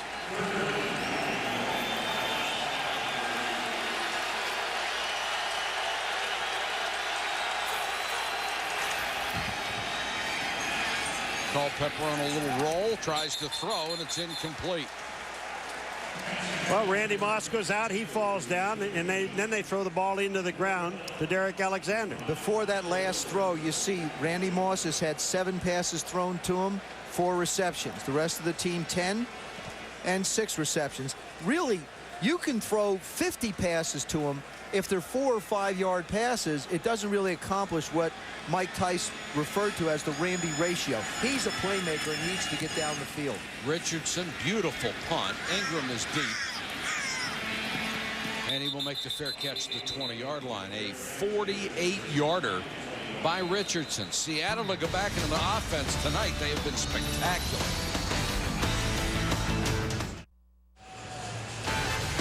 ESPN Sunday Night Football brought to you by Burger King. Say hello to the new 99-cent BK Value menu. Coors Original, real golden beer, official sponsor of Guys Night Out. And Goodyear, reminding you to take all your journeys on the wings of Goodyear. Diverse restaurants and bars in this magnificent stadium. Speaking of wings, the only place there's chicken wings, Buffalo, New York. That's where they started. That's where they are. Oh, don't be that way. Those might have been salmon wings. I don't know. Corey Chavis makes the tackle on this one. In NFL history, 3 men, Ernie Nevers, Dub Jones, and Gale Sayers, have scored 6 touchdowns in 1 game. Sean Alexander has 5 in the first half. 9 others tied with him. I remember seeing the Gale Sayers game. That was remarkable. He was remarkable. Well, you know, actually, when he got his 6th one, though, Gale Sayers, he put himself in, and he asked the coach if he could go in on a kickoff return and ran it for a touchdown. Good idea. Alexander, the deep man in the eye. Dilfer comes out to throw. Too high for Alexander. And wasn't Mike Holmgren beautiful at the half? We haven't done anything yet. Yeah. There's 30 minutes to go. Right, and you know, the hardest thing really for the Seattle Seahawks is going to be to stay focused. You're not stupid. You can see the scoreboard. And this is where you really worry about guys getting hurt. If they go half speed or they lay off just a little bit. That's why Mike is saying we have to play hard. His speech was much tougher at halftime than Mike Tice's. And I'll tell you what, every coach that I've known said if we put 45 up in the first half, we better put 45 up in the second half. Blitz coming. They pick it up well. Dilfer throws over the middle, incomplete. Intended for Darrell Jackson. This will bring up a 4th down. They'll have to kick it away. And Mike Holmgren telling his troops to hustle on and off the field. Been a lot of frustration out here because they haven't turned it around as quickly as the fans would like. But I'll tell you one thing about Mike Holmgren. He's as good as anybody who ever coached this game. He is a brilliant strategist. And he will win in Seattle. First punt of the night, Jeff Fiegels. bobbles the ball. It's blocked. Couldn't get the kick off. Well, the first one came through. He couldn't quite get it. Nick Rogers was the first one through, and then the second one got the block. I mean, this was a jailbreak up the middle. There you go, right up the middle. There comes Nick Rogers. Okay, well, we can't get that one. Let me try it again. This time, Harold Morrow. He tries to make the play. Well, it's been a long time since the Seahawks lined up in punt formation. They seem to have forgotten. You know, when you come up the middle that clean, Nick Rogers, it might have scared him a little bit. You don't get that clean. Moss goes in motion. They'll give it to him on the reverse, and Moss looking to throw. Now he reverses his field. Culpepper says, I'm over here. Moss says, throw me a block. And Culpepper out of bounds at the 3. Michael, that is some of the best play-by-play I've heard. Hey, throw me the ball. You go block. That's pretty good communication between two guys looking at each other. Well, first of all, Dante here's the handoff. Randy comes in motion. Now it wants to be an option pass. There's no one there. Now his athletic ability takes over. He's got Dante out to his left. He's going to look at him. No, I'm not going to pitch it to you. Dante says, fine, I'll come up and throw a block for you. Where's Chad Brown? Let me see if I can get a piece of him. And then he steps out of bounds with the first down. First and goal. Mo Williams lowers his shoulder and powers in. Touchdown.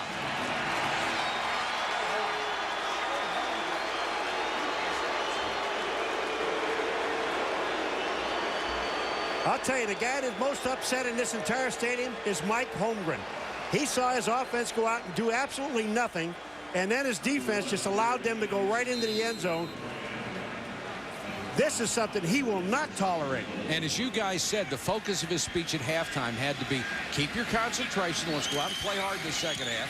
Then he sees him come out and make a couple of mistakes and give up an easy touchdown. I can tell you as a player, you're not stupid. You know what's going on. You know the score's in your favor. And now I think they've got their attention back. The focus is there. Now, we told you the scoreboard operator would be busy. Little did we know, 62 points early in the third quarter. And this thing has no indication of slowing down. No, it doesn't. We're a long way from the NFL record, which was 72-41, the Redskins and the Giants. Maurice Morris deep to return for Seattle from the 12, lost the ball. Got it back and is buried at the 15. Well, if you think Mike Holmgren was mad at his offense and then mad at his special teams punting unit, it's just starting to mount. And he's about as upset as any coach could get. And if you're Maurice Morris, don't come off to him. Next Sunday night at 7:30, Chris Berman and Tom Jackson will have prime time for you at 7:30. Then Tim Couch and the Browns host Ray Lewis and the Ravens on ESPN Sunday Night Football. It's an 8:30 start. Cleveland, the Browns are in position to win their first division title since '89. Lost a squeaker today to the Pittsburgh Steelers. Dilfer back to throw, goes out in the flat and complete to Corin Robinson. He'll pick up about 8 yards.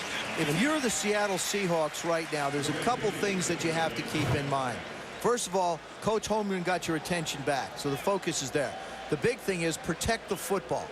For some reason, you know the Vikings are going to be pulling every opportunity trying to. You have to be conscious of protecting the football if your backs are receivers. Sean Alexander, another gaping hole up the middle, and he pounds it out to the 35-yard line. You know the problem? I'm going to tell you what the problem with Minnesota Vikings. Greg Beaker, number 54, was not even in position. They are not even set and ready to play. Take a look at, you see Beaker moving around? He's just coming over on the other side. They run right where he was before. The hole is wide open, and Sean Alexander goes in. This team is not set. They're changing personnel all the time on every single down, Minnesota. And it's funny, as a quarterback, you like a team to be set because you want to be able to figure out where everybody is. 121 yards on the night for Sean Alexander.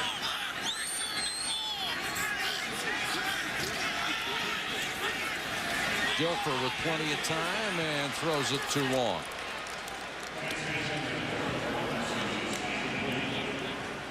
Alexander has had his typical huge Sunday night. 121 yards rushing. Look what he's done, particularly up the middle. 4 of his touchdowns coming right up the gut. Good balance, though. 53, 53, 15. Hasn't really run to the right side a whole lot. Doesn't have to. Well, he's got Walter Jones and Steve Hutchinson on the left side. A Pro Bowler and a future Pro Bowler. Screen pass. Nice defense that time, as Fred Robbins was right in the middle of it. That was a screen play. They ran the screen to the left side for the big score in the first half. They tried to come back with it again. Minnesota had that one figured out. And this is the area that Mike Tice was most concerned with his pass defense. He said, we're fine in 3rd and 6 and 3rd and 7. When we get them into long yardage situations, we drop back and play zones, and we don't bring pressure. 3 wide receivers. 4-man rush. Dilfer just avoided the hit and throws it incomplete. Seattle will turn it over. There you go. The offense is revved up. Kenny Mixon, number 79, came around and put pressure that time on Trent Dilfer and caused him to make an awkward throw. Dilfer's hit only 1 of his last 6, and Bates, who has already fumbled a kickoff, will go back to return the punt. Randy Moss trying to get everybody fired up on the sideline. Fiegels, who had a jailbreak against him the last time he tried to kick.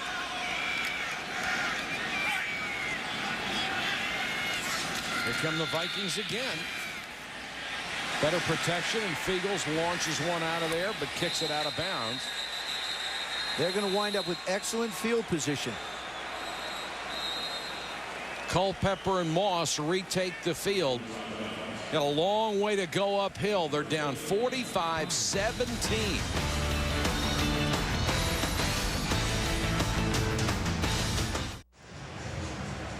Our aerial coverage tonight provided by Southwest Airlines. There's the Space Needle, which was built for the World's Fair. Is that outside your window also, many Paul? moons ago. Right. Yeah, everything's outside my window. It's amazing. Culpepper to throw. Here comes pressure. Escapes. Midfield and more. Culpepper out of bounds at the 42. Let's go to Susie. Well, Mike, before kick, Mike Tice told us how hard Randy Moss has worked to be a leader for this team. And other players have told us what no one gets to see is just the energy and the enthusiasm that he brings every day at practice. But the true test of being a leader is not what you say, it's what you do. And Randy Moss has not given up tonight. He's been continually trying to fire his teammates up.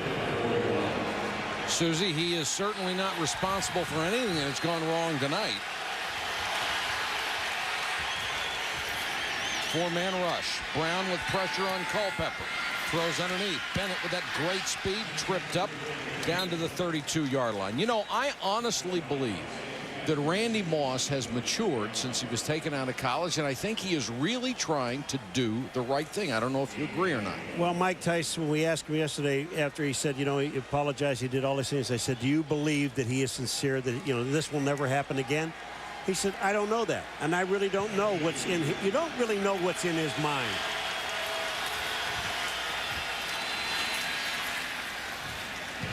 I think you do know that he is trying, and I believe that, to me, I look at a guy like Emmitt Smith, who's the supreme superstar. And Emmitt Smith is a guy who conducts himself professionally everywhere. And I don't buy into the fact that Randy Moss is 25 years old and he's young and he still has to grow up. He knows what everything is about. Mike Tice has a sign up. It says respect. It's for all his teammates, for everybody to understand. You respect each other. You respect the coaches. You respect the media. You respect the fans. And Randy will, I believe personally, this is my opinion, I think Randy Moss will get it. I think the fact that he's been paid a lot of money, and the statement that really, really gets everybody going is the one he made last year when he said, I took plays off.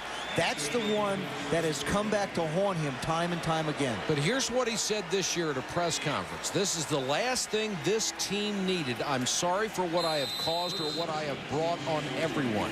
2 years ago, Randy Moss would have never made that statement. It was always me, not the team, not my teammates. I think he is trying very hard.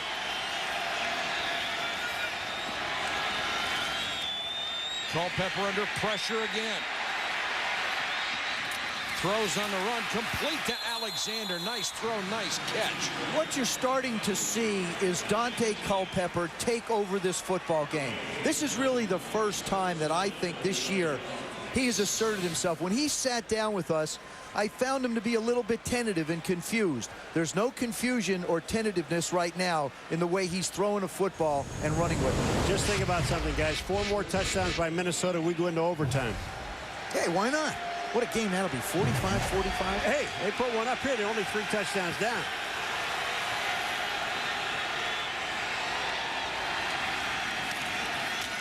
Culpepper, short set, throws the catch. Made inside the 5. Great grab by Walsh. And then Walsh commits a horrible blunder and makes a big push at the end of the play on Reggie Tongue. Well, they got 2 guys pushing each other. This should be offsetting. No, it shouldn't. Yes. No, it shouldn't.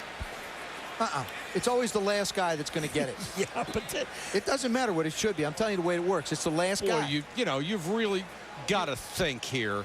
You've worked your tail off to get in position. You've got momentum and everything going in your direction. 78, Matt Personal Burke foul. also comes in. Offense, number 73.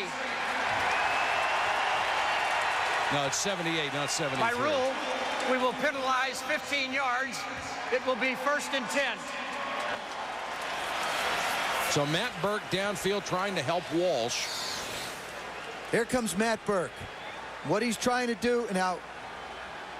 Why? Why?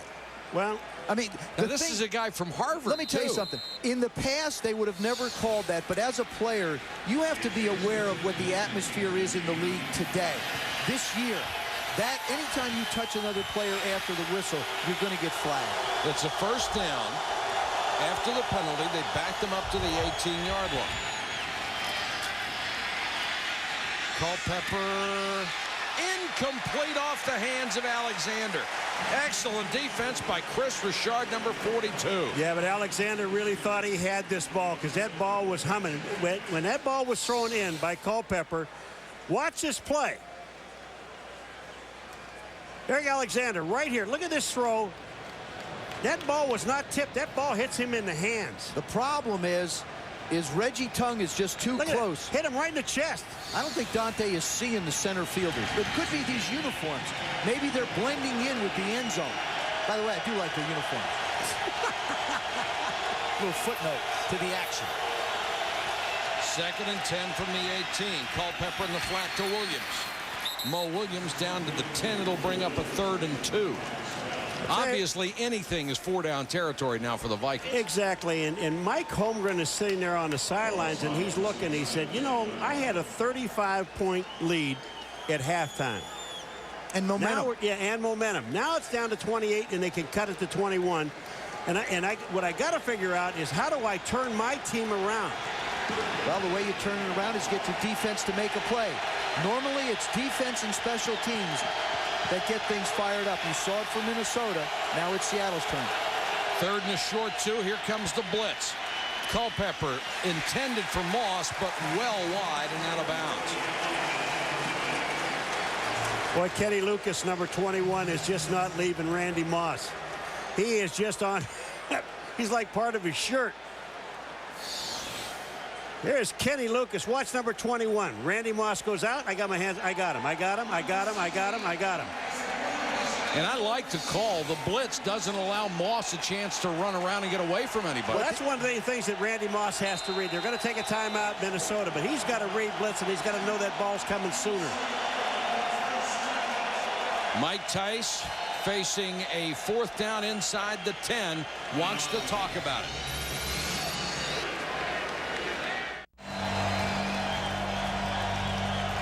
67,000 on their feet at Seahawks Stadium. 4th and a short 2 for Minnesota at the Seattle 9. I would go anywhere but to Randy Moss on this.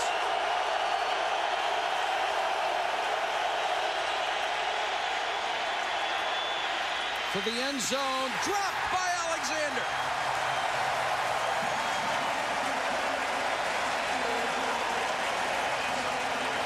Boy, you know, he had Dante Culpepper to the outside, Joe, and I think he could have run. You know, Paul, but trust me, when you're out there, you see a receiver open. He's looking to make the throw. He fires it up the field, and Derek out. He should have made that catch. Got to catch that Got to ball. catch it. You're right. and you use Randy Moss as a decoy, and you let Sean Alexander work to the second level, and that's exactly what they got. That would have made it 45-24 with still a quarter and a half to go. But that's what losing teams do. They don't make the big plays. Alexander nails by Jim Nelson. So, you know, when you got a team down by 35 points, and what they did to Seattle Seahawks when they came out, they gave them that little bit of hope. Yeah. And when you got a team that's already 0-3, you give them a little bit of hope, they make it into a lot of hope. Example, Oakland today, when they got the big lead on Tennessee, there was no back off. They kept the steamroller moving. 2nd and 9 for Seattle. Sean Alexander already with an NFL record, 5 touchdowns in the first half. Now Alexander trying to pick his way through traffic. That's out to about the 12. Kenny Mixon, the run stopper that they picked up from the Miami Dolphins, made the stop. Well, what the Minnesota Vikings are doing now is they're all playing a gap, and they're getting to that gap. So now there's really no place for Sean Alexander to run unless he goes outside. And that's been a thing that Kenny Mixon's needed to work on. In Miami, he played inside gaps, outside gaps, a little two-gap. Here, they want him to get up the field more. 3rd and 7 for Trent Dilfer. Blitz coming. They pick it up, and Dilfer has it dropped by Corin Robinson. Well, Corin Robinson would not have gotten the first down anyway. He'd have gotten hammered. But this is just, I mean, it's almost like the complete reversal from the first half to the second half. They can't do anything, and I'm talking about they can't, Seattle, anything right. Seahawks have obviously lost their focus, and how big would that touchdown catch have been just before this offensive series by Seattle? Now Bates will go back to take Fiegel's punt. High, short floater. Takes a big bounce, and Bates will pick it up at the 40 and return it to the 47, 48-yard punt with the roll. Randy Moss trying to keep it going for Minnesota. Our enhanced TV question of the night: should the Vikings have benched Randy Moss for this game, considering what happened earlier in the week with the traffic incident? 58% of you said yes, 42% no. 75,000 voted earlier in this game. Vikings take over at their own 48. Bennett is the single setback. And Bennett will get the carry across midfield into Seahawk territory. Should Red McCombs, the owner, and Mike Tice, the head coach, have decided to bench Randy Moss, or is this the right thing to have Randy Moss play in this game? First of all, no, do not bench him. First of all, he's accused of something. He's not been found guilty of anything. He plays. I agree with you, Paul. I think Mike Tice made the right decision. I think it was good for him and good for his football team to get his wide receiver out on the field. Culpepper out in the flat to Mo Williams, taken out of bounds to the 43. Randy Moss in his first 4 years had 53 touchdown catches, better than Jerry Rice, better than Bob Hayes. The other two were the fastest starts in the history of the NFL. Rice also caught 5,396 yards worth of passes. That's number one all time. 83 yards a game. That is number one ever in the NFL. He is a remarkably gifted player. Moss out in the flat on a little hitch, and that's what he can do. You know what's amazing about he's one of the few guys that I've seen in a lot of years, Joe, that can actually catch the ball without looking at it. I mean, this ball is thrown on his hip. The other is Jeremy Shockey with the New York Giants, the tight end. He will start to know where he wants to go. He has such great eye-hand coordination. He can feel where the ball is going to be, then turns to look where he goes. The other thing about him, for a long strider, he can get up to top speed very quickly. Very unusual for a guy that's a long strider. And his top speed may be unlike anything we ever saw before. Culpepper for Moss, can't hold it. That's 2 touchdowns the Vikings have dropped in the third quarter. Randy Moss was trying so hard to keep his feet in bounds that he just couldn't quite control the ball. What a throw by Culpepper. Beautiful throw. He's waving himself off the field. Look at this. He goes up. He's trying to get both feet down and can't quite hold on. Look at that throw. Is this on target or what? Well, as we've said before, you know the Vikings are in 4-down territory no matter what. When I saw Randy Moss just that time when he's walked out the field, he took himself off. I think he's got cramps in his legs. There's nothing wrong with him. I mean, his legs hurting him. Yeah, he needs water. He's got cramps in his legs. 2nd and 10. 3 wide receivers for the Vikings, not including Moss. Draw to Bennett, a lot of room. Bennett, 10 to the 5. It will be 1st and goal, Minnesota. Corbin Lucina, the former Bill, downfield throwing a big block. Gain of 22. They caught him in a blitz, Joe. They caught him in a blitz and had the perfect play call. Watch this. See the blitz? Everybody's at the line of scrimmage. That is just an outstanding call and blocking by the offensive line. Chris Lewinsky, number 76, is the man that picks up the safety and gives Michael Bennett the opportunity to go. 1st and goal. Bennett, Chad Brown hit him first, got inside the 3. It has been all Vikings in the second half. They have already squandered 2 opportunities to score. It could be 45-31 very easily. They got Corey Withrow in, who is number 60. He's a backup center, backup guard, but he's going to be a blocker, I would believe, in the backfield. He's going to be a big old backup fullback right now. He's going to force Michael Bennett to back up just a little bit more. Michael Bennett said, "I can't see around you." I still like play action here with Dante having his hands on the ball. 2nd and goal. Instead, he drops straight back, throws to Moss, knocked away, incomplete. Randy is trying to say to Dante, just lead me up the field a little bit. What a job Ken Lucas has done tonight. 2nd-year corner out of Ole Miss. Off to your left, Dante Culpepper making the throw. He throws it behind Randy just a little. See, Randy says, put it out front a little bit. Good job of freezing. Yep. Ken Lucas just getting a hand on it. We've seen Marcus Robertson make some great plays that way tonight, too. 3rd and goal. Culpepper under pressure. Throws through the hands of Randy Moss. Holy cow. I'll tell you one thing, Randy Moss, the play before when he said throw it out front, then you make this mistake.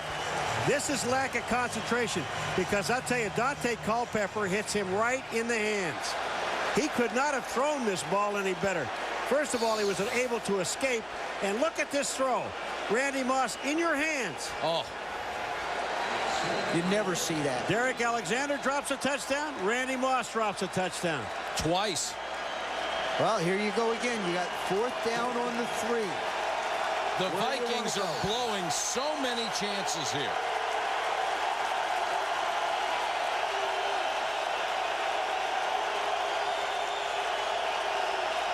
Blitz coming. Culpepper trying to scramble. They got him at the 5.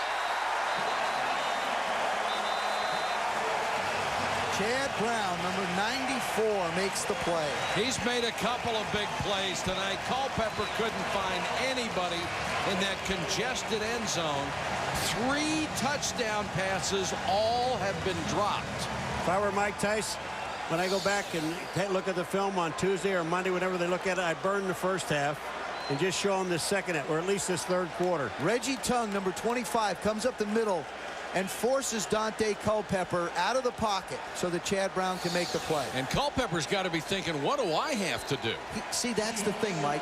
He can't do any more. And the thought that he has to get out of his head is what more can I do? Just needs some help, like somebody catching a ball. Dilfer in the end zone, throws, somehow got it to Corin Robinson. That had safety written all over it. It also had interception written all over it. This is a terrible throw. I mean, there's no reason to do this. Oh, I think it's a great throw. I think it's a terrible decision. I'm surprised that they don't blow the whistle dead because he's in the grasp. Me too. He's in the grasp now. But Mike, he's on his way down. But the thing here is, if you're in the grasp and somebody is about to hit you, they'll call it. That time there was Just no imminent danger. Steve Hutchinson, the left guard, who was all Big Ten 4 times at Michigan, is the injured player. Let's check in with Chris Berman. Boomer, what do you have? Michael, the hits just keep on coming for Jerry Rice. Makes your basic one-handed grab over the middle as the Raiders bombard the Titans 52-25. Jerry passes the great Walter Payton with 21,281 yards from scrimmage, all told, a new NFL record. Chris, there aren't many he doesn't own. Well, Sean Alexander has one tonight. That's what I'm saying. That's right. Well, once Jerry hears about it. That's what I'm thinking. Hutchinson, a great young prospect at left guard, limping badly as he comes off the field. Mike Tice doing a good job right here, taking the time to talk to his quarterback and say, look, and I believe this is the conversation. You're doing everything you can. Don't try and do any more. The guys will make plays for you. Just keep on working the routes. Just keep on working to make plays. But don't try and do too much. When I don't know that you will ever see Randy Moss drop 2 touchdown passes in the same drive. And Derek Alexander, great hands. That's he right. drops one. 2nd and 8 as Dilfer saved a safety. Just barely.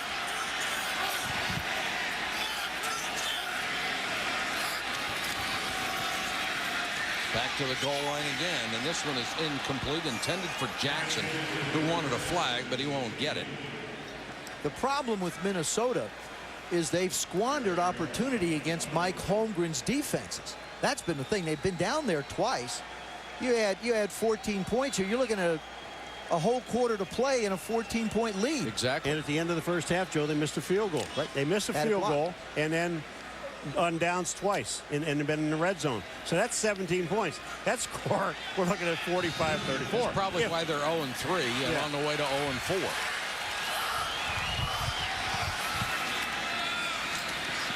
Blitz against Dilfer, hangs in there and throws behind Bobby Ingram. It's incomplete, and the Seahawks will have to punt it again.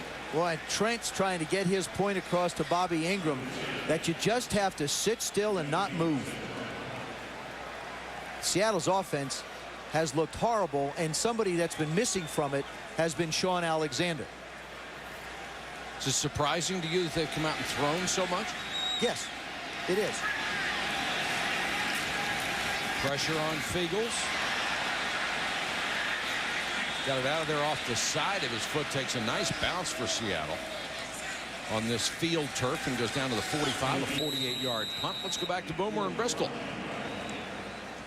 All right, Michael, thank you. The Carolina Panthers tried to remain unbeaten, but a little trickery by Brett Favre and the lefty Bubba Franks, the big tight end to Donald Driver. The Pack win a tight one at Lambeau, 17-14. Chris, you don't see many of those tight end passes, do you? Well, Kent Dilger with Indianapolis was one. Remember when he was there? He was a guy who was a former quarterback in high school. He could throw it. They actually reviewed that play, thinking it was 2 forward passes, and the Lambeau faithful got what they wanted, though. Well, the Vikings have been able to move the ball, but 3 potential touchdowns have been dropped on the last 2 drives. And Culpepper wants to go back to work and completes this to Williams. Let's check in with Susie.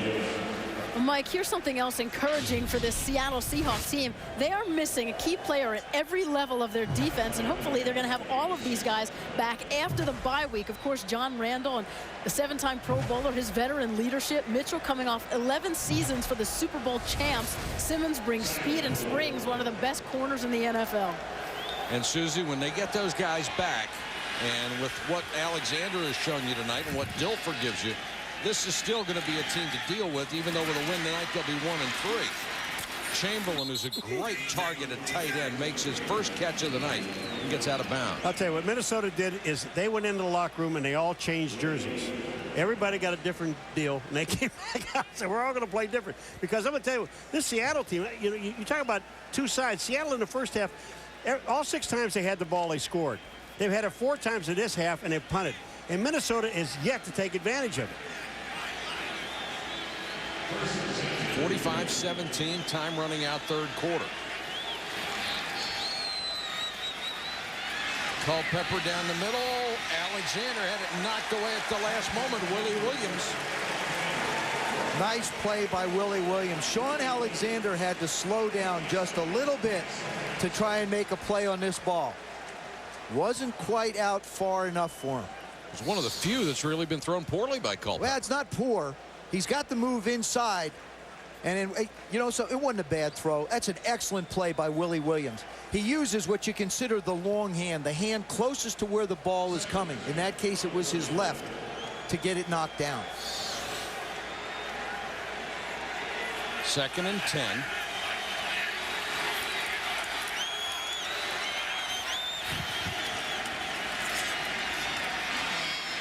Culpepper floats this for Moss. Can't hold it.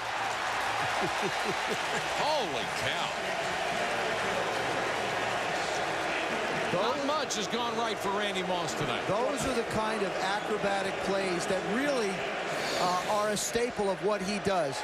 Dante hangs the ball up. Randy tries to make a one-handed play on it. He just can't hang on to the ball tonight. Well, this thing's getting away. I mean, he's got it clean. He does a nice job of using his body. Make sure the defender doesn't get there. That's Doug Evans, who's pretty close to his height. And the crowd here is all over Randy Moss. You didn't think that was going to be a tough catch? They are, but he's, you know, he makes them.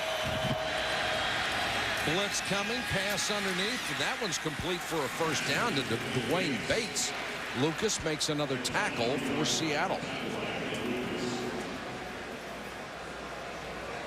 Minnesota doing a good job, not necessarily in a hurry up, but getting to the line of scrimmage, getting things moved along fairly quickly. They don't spend a lot of time in the huddle.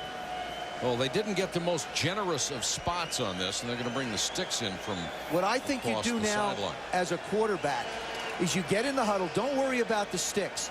Get in the huddle because time is of the essence.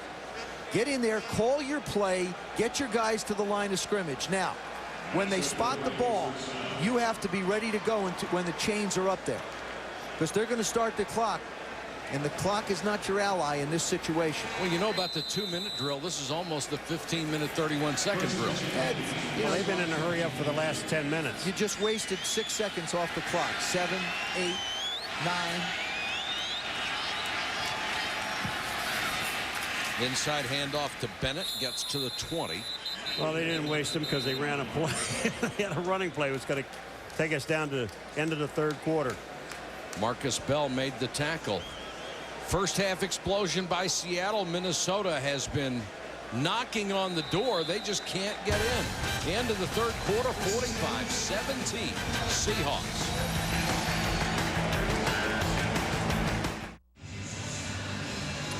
Welcome back to Seattle. We start the fourth quarter with the Seahawks up 45-17.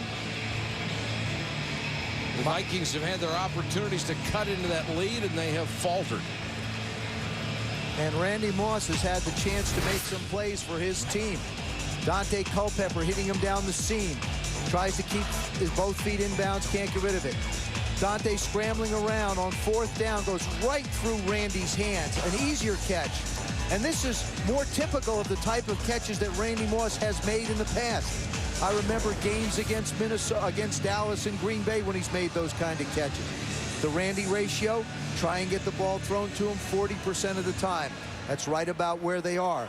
The key now is for him to make plays. He's got to hang on to the football. A very uncharacteristic 5 drops for Moss on the evening.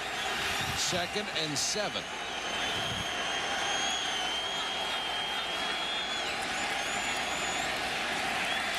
Culpepper steps up, rifles intended for Chamberlain, incomplete. He was sandwiched in there by Reggie Tongue and Doug Evans. What Steve Sidwell, the defensive coordinator of the Seattle Seahawks, has done, I think, very well tonight is he's allowed Reggie Tongue and Marcus Robertson to play back. And if anybody's going up the field, you always see a safety getting a hand in the way or putting a hit like we saw on that one. The safeties are back there to discourage the deeper routes, and they've done an excellent job all night. 3rd and 7.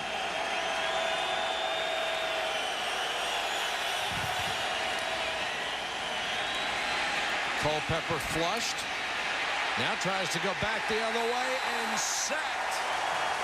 Ricky Bernard, the rookie from Texas A&M, gets his 2nd sack of the night, his 3rd and 4th of the year. Yeah, but I'm going to tell you what happened with Seattle this time. These guys, they didn't blitz.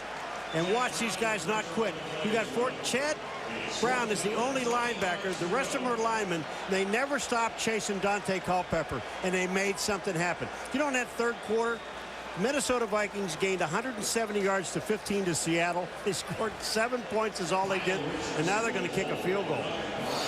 They're going to attempt one. Now they're going to attempt a field goal. This is really hard to understand. Seattle is going to take a timeout. They're going to try a 52-yard field goal, down 45-17. We'll check on that when we come back.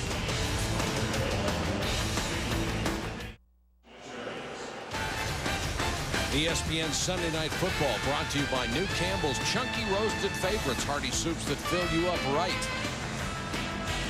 Mazda, log on to Enhanced TV at ESPN.com for a chance to win a Mazda 6 sports sedan and other great prizes.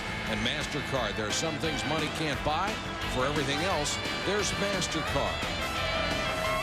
Seattle, known as the Emerald City for its lush landscape and its frequent rain. They say it doesn't rain out here all that much, but it seems to rain about 1/4 of an inch every day, except this week. It was gorgeous.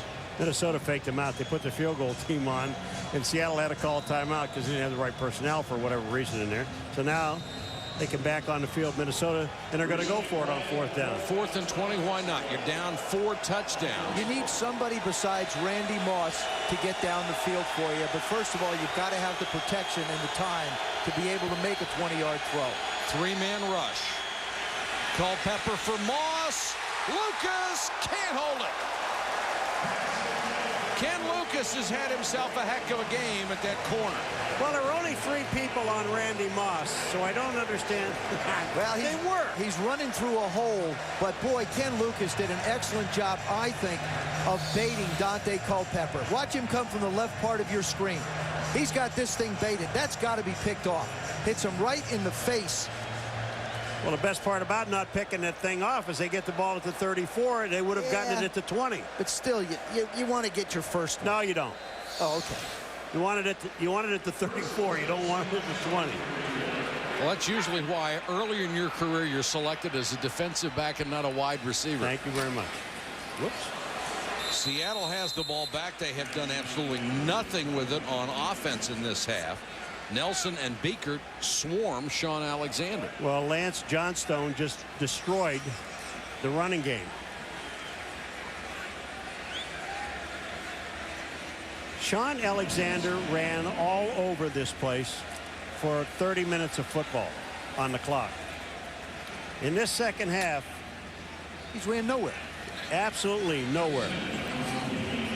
But I believe you're going to get a dose of Sean Alexander now if you're the Hawks.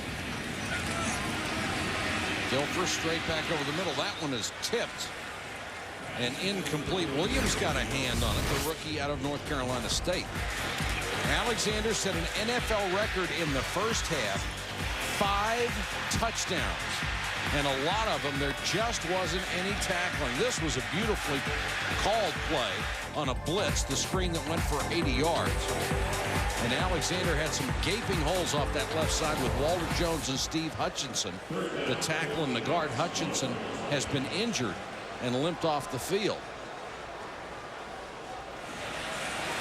Alexander this time bottled up as he couldn't turn the corner. Tyrone Carter came up and forced the play, and Minnesota will get it right back. Now, is this conservative football? Well, you'd like to say yes, but they come out throwing. No, I mean they come ran, out throwing. they threw, they ran. Right. To me, I wouldn't. The throw wouldn't even be in there at this point. I think every time you run the ball, it's a smart call because the clock runs. That's what I'm saying. I mean, to me, I don't know why Mike's putting it up in the air on 2nd down. Figels to kick to Bates.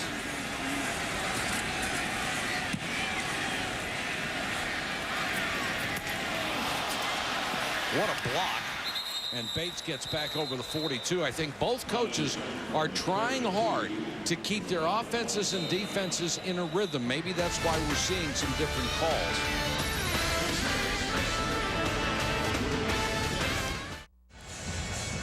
Vikings ball, 13 minutes to go in a 45-17 game. Minnesota takes over at its own 45.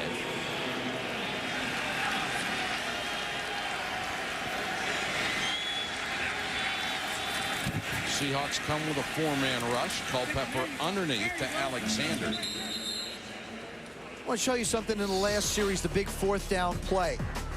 You've got Randy Moss lined up in the slot. You got Kenny Lucas outside. What's going to happen is Moss is going to try and go up the field. Lucas does a nice job of giving ground and then just making a play on the ball. Remember, he's trying to complete a 20-yard pass for a 1st down. Culpepper, this is a 40-yard pass. Lucas does an excellent job of laying back and basically baiting the quarterback. Bennett on a little swing as the Vikings go hurry up and get it down to the 39-yard line. Would be interesting to see right now if Minnesota had been able to hang on to a couple of those potential touchdown passes. What would be going on in the minds of that Seattle defense? A lot of time left in the football game if they had.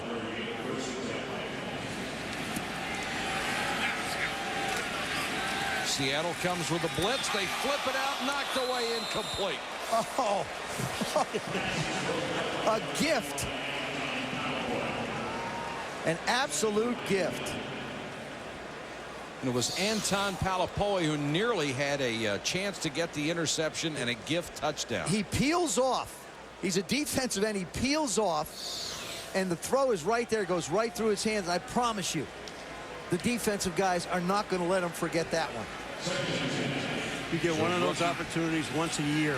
Or a lifetime. Rookie pass rusher from UNLV.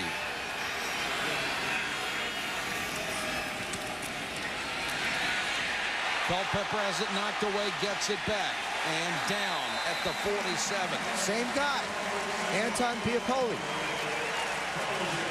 No, Joe, you weren't close. Hey, same guy, but not the right name. Watch this. Right side, number 91. Chris Lewinsky trying to make the play, can't quite knock it down.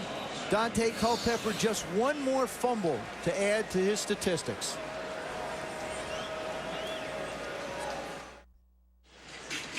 Sports Center coming up with Dan Patrick and Stuart Scott. A surprising week in the NFL, just full of it. Now it's the boys who fall. Major League Baseball gets ready for the playoff, and Europe won the Ryder Cup and won it convincingly today. Culpepper wants a screen, goes to Bennett.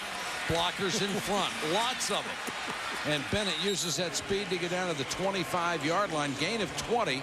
And a 1st down. The reason I'm like Matt Burke, number 78, the center, just about killed somebody. Watch this on the block downfield. I hope we can see that. Dante Culpepper flips it out, and Matt Burke just buried somebody. And he's supposed to. He's the center. He's the first guy to make the hit. And he's been to 2 straight Pro Bowls. Bennett, little inside handoff, looked like he was juggling the ball as he took it, got down to the 20.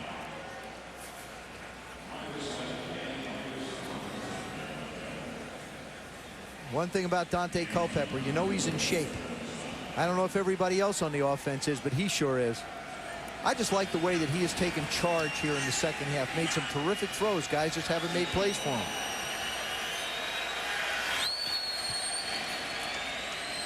Four-man rush, can't find anybody. And now he throws it away. Culpepper is an unbelievable story. A young man who was born in prison, adopted by Emma Culpepper, who already had a bunch of other children. She opened her heart to one more, and Culpepper has grown up to be a fine young man. When he had a chance to go to Central Florida to college, he finally made his grades, were able to project that he would qualify to go to college, and then everybody else in the world came after him. He was such a great prospect, and he said, no, Central Florida was the school that made a commitment to me, and I'm sticking with them.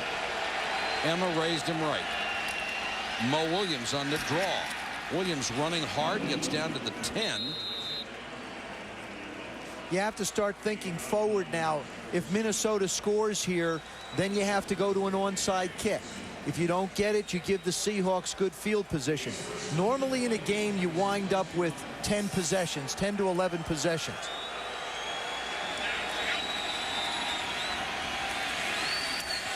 Moss underneath. And I'm sure those Viking receivers are just saying, let's not have anybody drop another one in the end zone. They're still booing Randy Moss every time he catches the ball. Unless you know the circumstances, I wouldn't boo someone. The fans will. No, they will, but they shouldn't. But they're allowed to because they paid $100 a ticket. Movement up front, no whistles. And Culpepper sacked at the 21. Isaiah Kaczynski, the middle linebacker out of Harvard, comes up to get the sack, and now we'll check the penalty. False start. Offense, number 76. 5-yard penalty. Still second down. Kaczynski has a great attitude. His motto, he had a motto. He said, let no one outwork me today. That's the motto that he took through school. It's the motto that he's brought to professional football. And that's the way he plays. He's a story very much like Culpepper, the way he grew up when they recruited him to college. He grew up dirt poor in a house that had no heat, no television set. His father left the family, was an alcoholic.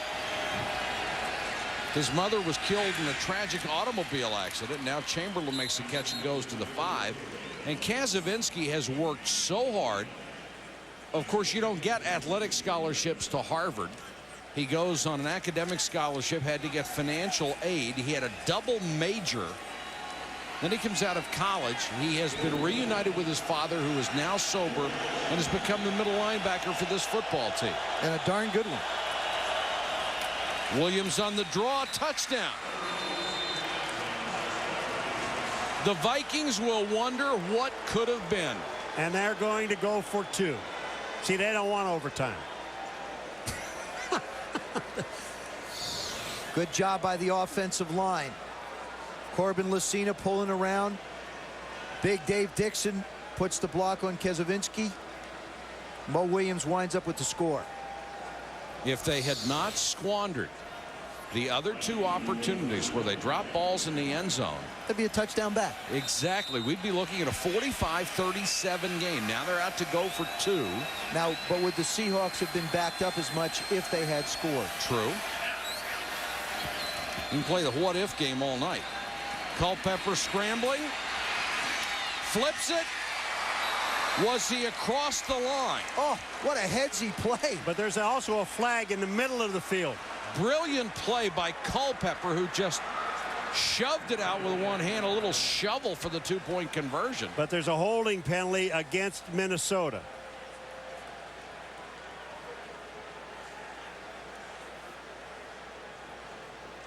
Now they'll kick the extra point.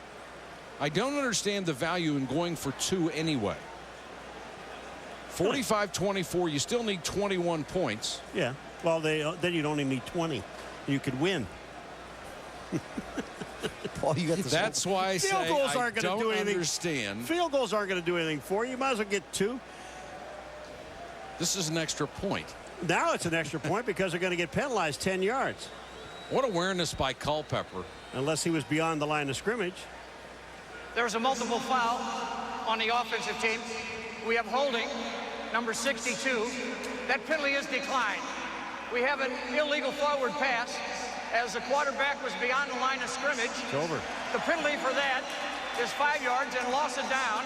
There will be no retry. We'll kick off. The extra point is your only down. So the loss of down costs him a chance to get the point. Now, do they penalize him 5 yards on the kickoff? No, the penalty is the loss of down. The loss of opportunity to get the extra point. Now they're down 45-23. Let's check in with Susie. Well, Mike, you guys have talked about what might have been for the Vikings. A large part of that has to do with Randy Moss. An uncharacteristic night for Moss. He's known for his body control in the air, the acrobatic catches. Dante has put it in his hands, and whether it's lack of focus or maybe just trying too hard, 3 crucial drops tonight.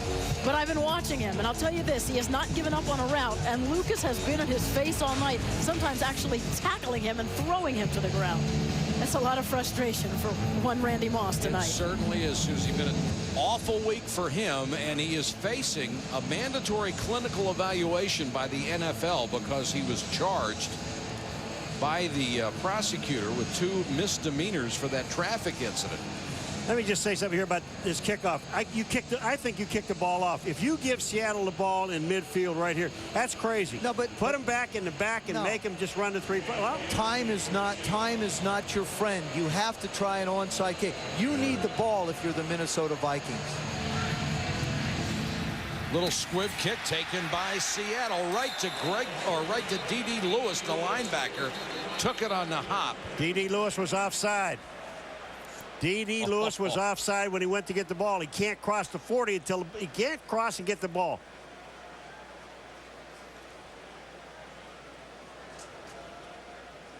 Offside on the receiving team. Number 54 moved beyond the 40-yard line prior to the kick. We will penalize 5 yards and re-kick. Back to the thing about Randy Moss, the NFL has a personal conduct policy, and if you run afoul of the law, you automatically face a mandatory evaluation. And if they determine you need to have counseling for it, that is also mandatory. So that's what Randy Moss is looking at. Depending on the outcome of the charges against him, he may also face further discipline from the NFL. And because a small amount of marijuana was found in the car, if charges are ever filed on that, he could face problems under the substance abuse policy. So things are not as rosy as possible for Randy Moss. They will try the onside kick again.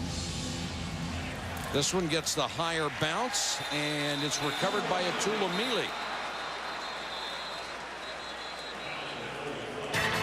Monday Night Countdown, 7:30 Eastern on ESPN is the best place to get ready for Monday Night Football. Then on ABC at 9 Eastern, the Monday night game, Brian Griese and the Broncos travel to Baltimore to take on Ray Lewis and the Ravens. Of course, the Ravens with a young quarterback, Chris Redmond, they were purged basically because of the salary cap, which we've seen so many teams go through. You win a Super Bowl, and the salary cap gets too high, and you can't keep your vets around. But if you haven't seen the Ravens in 2 years, you will not recognize the roster. And you won't recognize the Denver Broncos from last year because they're playing a whole lot better. Aren't they? They better when they're in that division. And Brian Griese. Everybody's undefeated. Brian Griese is a young man that stepped up and I think met the challenge that was put on him by his coach and met the challenge of possibly losing his job to Steve Berline, and he stepped up, done an excellent job. Brian's biggest problem right now is falling down at home. Or have the dog tackle you.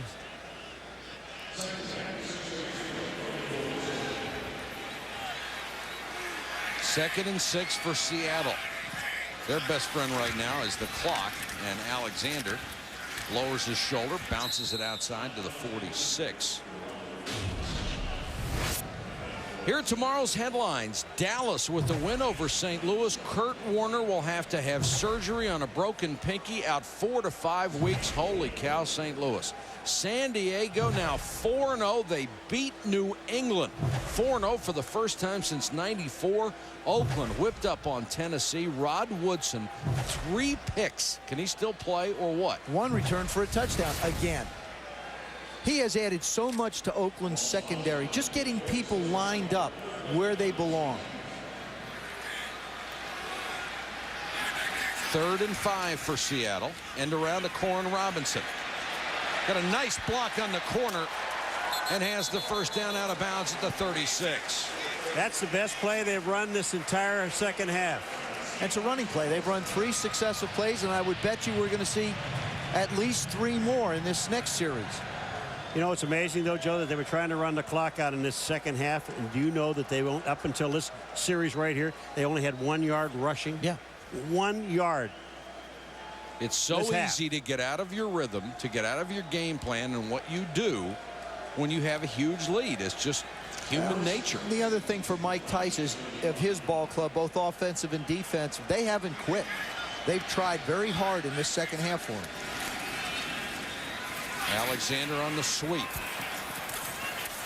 Inside the 30 to the 29. This kid was so good In high school, as a senior, this is not his career.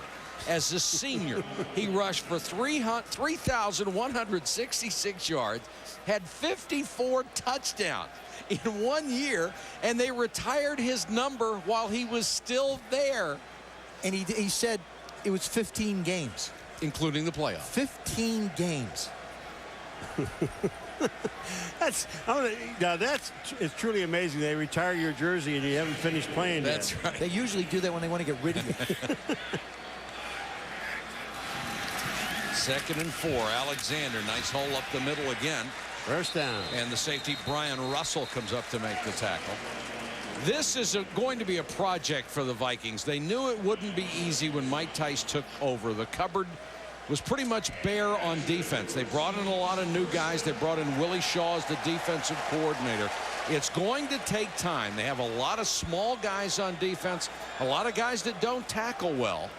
Well, part of it is they're not defensive football players. Jack Brewer, the rookie free agent, really just became a defensive back. He was a wide receiver his senior year, up until his senior year in college. And then on the other side, Brian Russell was a scrambling quarterback at San Diego State, has been moved to defense.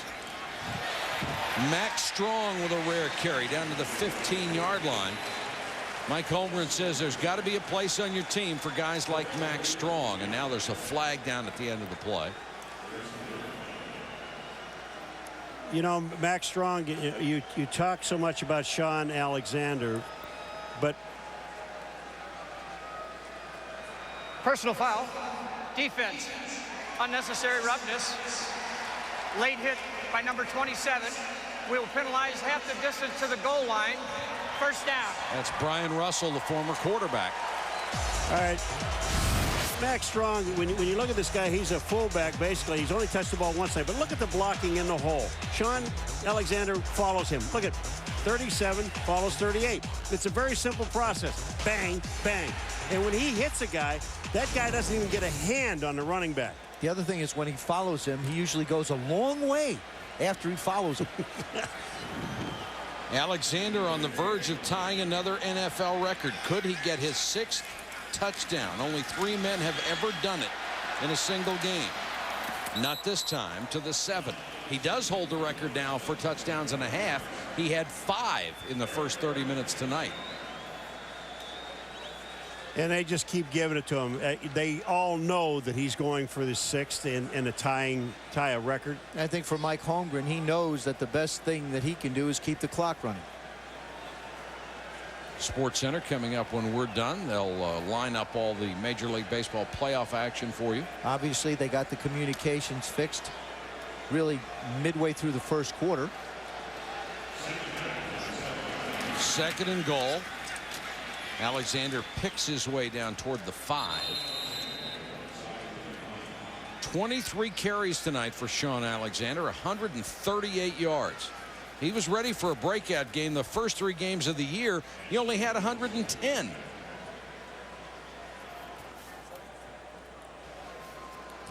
You know, the thing about it is he's such a pleasant guy to talk to. Isn't he? Smile on his face. Well, they've talked about him being a 1,000-yard guy, 1,000 yards rushing, 1,000 yards receiving, and he believes it's possible. Roger Craig's the only guy who ever did that. Alexander cuts it back down near the 3. I think if you're Mike Holmgren, I think you run it again. Well, the only problem about Sean Alexander is here in Seattle, they don't really know who he is. They think he's Tiki Barber. That was so funny. Well, he went to a Seattle Sonics basketball game, and everybody kept coming up to him saying, "Hey, Tiki, how are you?" Then he goes to New York City, and he's sitting at a Knicks game. Everybody comes up and says, "Hey, Sean Alexander." And he said, "Can you believe it? In New York City, they know who I am, but way out here in Seattle, they think I'm Tiki Barber." Lindell for a short field goal attempt, 21 yards. Seattle adds to its lead. It's back up to 25 points. And I think the reason Mike Holmgren did that was to make sure now they need 4 touchdowns to beat him. What a spectacular shot of the new Seahawks Stadium. Just the architects really worked overtime on this. It is a spectacular facility. Paul Allen has so much to be proud of. I love those funny looking golf balls. Those are neat.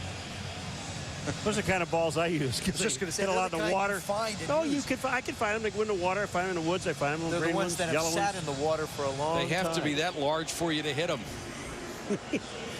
Joe Theismann is my hero. Thank you. Get a life, would you? Good-looking young man. That's spelled wrong, isn't it? Yes, it is. Forgot the last N.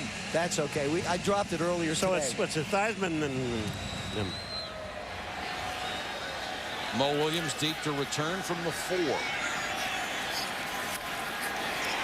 Takes a shot, keeps going, and can't get it past the 19-yard line. Why not have Tim Terry make another play? Thursday night, Bowden Bowl 4. Dad Bobby leads Florida State against son Tommy's Clemson squad.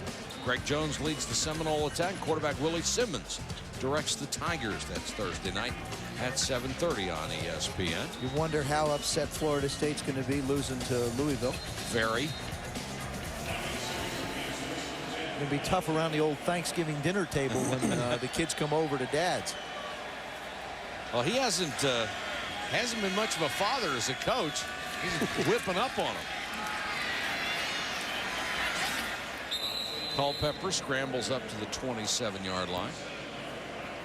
You know, when you see Randy Culpepper at this point in the game, you say, what is he doing running?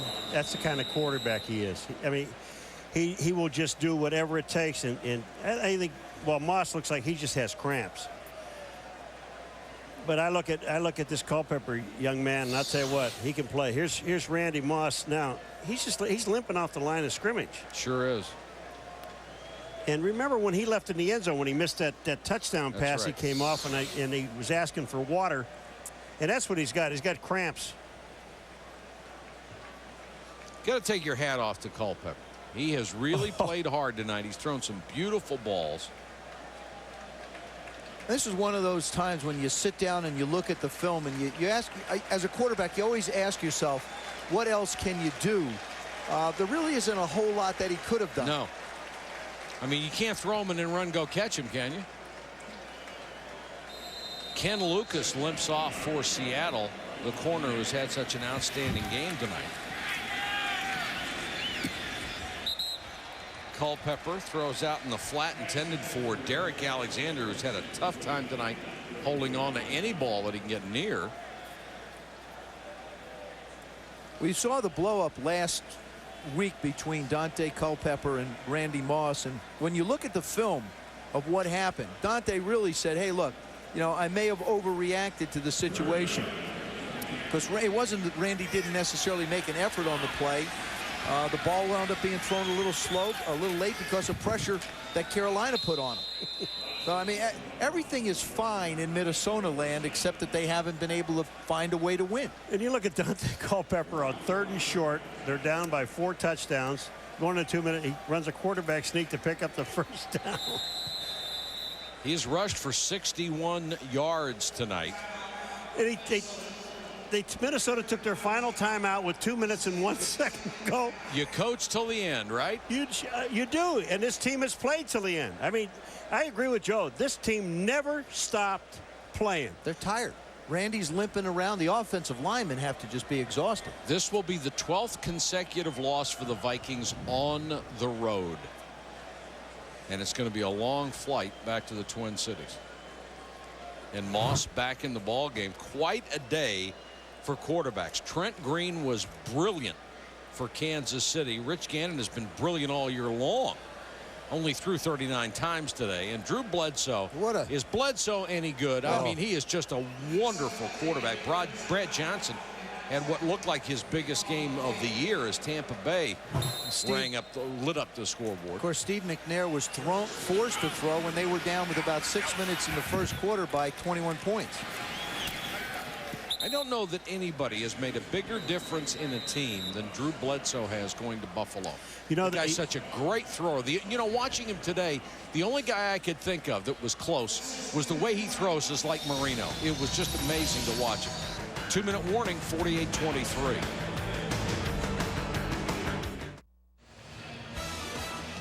buddies Dan Patrick and Stuart Scott standing by with SportsCenter. A lot of things to cover tonight. Yes, Stuart, we mentioned your name. They're sitting by. That's true. Yeah. This is a good look. Seahawks get their first win, and as the defense gets healthier, this is a football team that's moved into the NFC. This defense is going to have to take a look at some really good receivers that they're going to play in the division. Won't they ever? A bye week, then San Francisco and St. Louis. They've got a chance to get right back in it. Bennett underneath. Speaking of San Francisco, get receivers like Randy Moss. What he struggled with, 98 through 1. You see the average, 17.5, and that's where his strength is down the field. And you see it's almost been cut in half this year. They haven't gotten the big plays out of this offense. They haven't gotten the big plays out of the running game ever since Robert Smith retired. That's right. And that's something they're hoping for out of Michael Bennett. Hey, Red McCombs coming here. Does he put things in perspective? Yes, he does. Man, I really like that guy.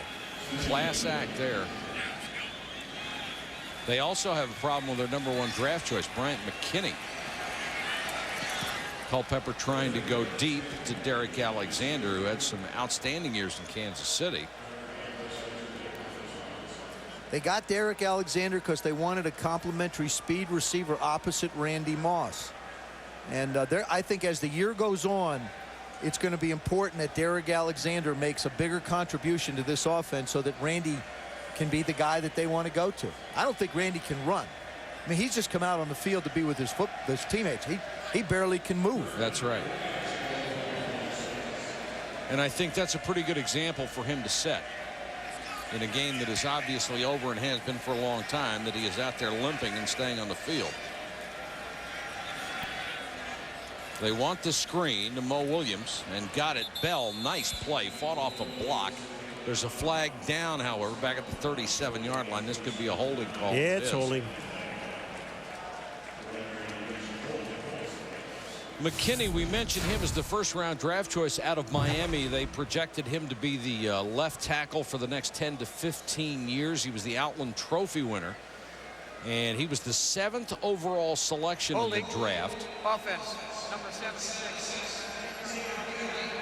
But what happened is they are offering him less bonus money in the overall contract than the player above and behind him that have already been signed. But the overall contract is more money, and Red McCombs has just drawn the line on it. He said enough is enough. Millions and millions of dollars for a 22-year-old kid. No matter how good he is, we made him a fair offer. He doesn't want it. His agents obviously have a different take on it. And the young man is sitting at home. If he doesn't sign by the middle of November, he can't play. And if he sits out the rest of the time, he would go back in the draft next year. My question to anyone that holds out like that, how do you make that money up? Because once you lose it, well, you cannot make it up. Let me just say this. I believe the difference is somewhere in the neighborhood. They're offering him around $8.1 million from what I read. Signing bonus versus 9.5. So you're not, Paul, to be honest with you, you just don't know what the difference is. If he goes back in the draft, he'll probably even get drafted higher, probably be the #1 lineman to go.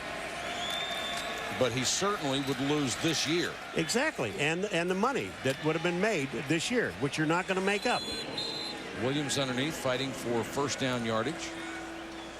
Well, now Trent Dilfer has just done a fabulous job. Early in his football game, managed it very well, threw the ball extremely well. It was funny talking to Dilfer the other day. How about when he came out of college and had the big reputation, the great arm, he had all the opportunities in the world, and then things went sour for him in Tampa.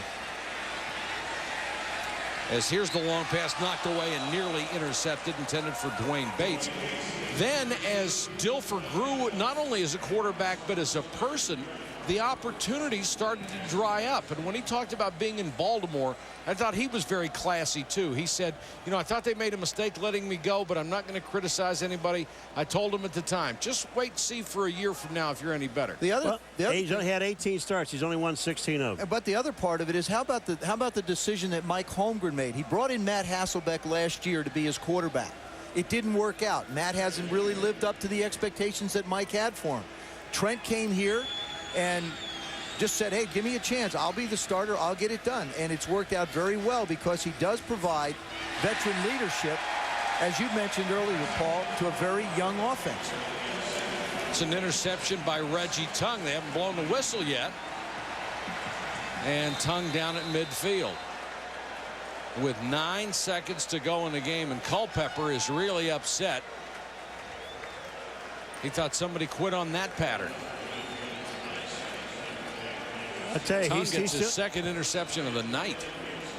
Dante Culpepper's still talking. You know, I just love his attitude. The fact that this game is never over. No, he's saying I'm still out there playing.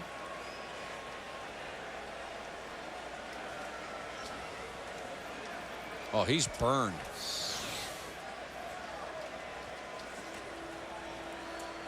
And Randy Moss is not the guy he is yelling at. That's Byron Chamberlain. It's his turn this week. The Seahawks take a knee. They win their first game of the year.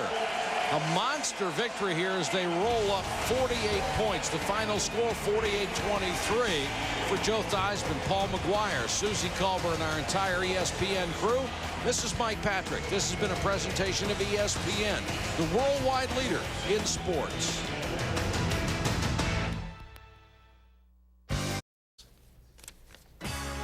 Randy Moss arrested this past week. Obviously doesn't want to talk about it. First quarter scoreless. Don't blink on Sean Alexander. Touchdown #1 for the guy who had 1,318 rushing yards and 14 touchdowns last year. Later in the first, Alexander again doing mad work.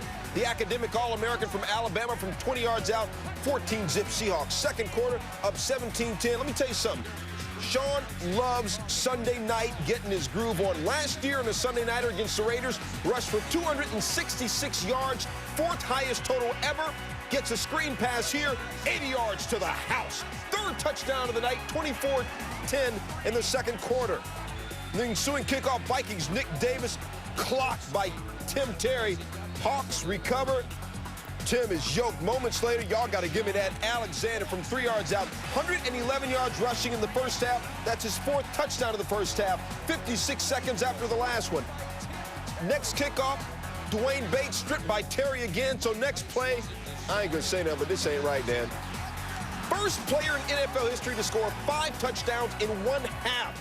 38-10 Seattle. Third quarter, Randy Moss, who has 16 touchdown catches in 14 career primetime games, drops one in the end zone. Same drive, dropped another one. Randy having his issues. There's another drop.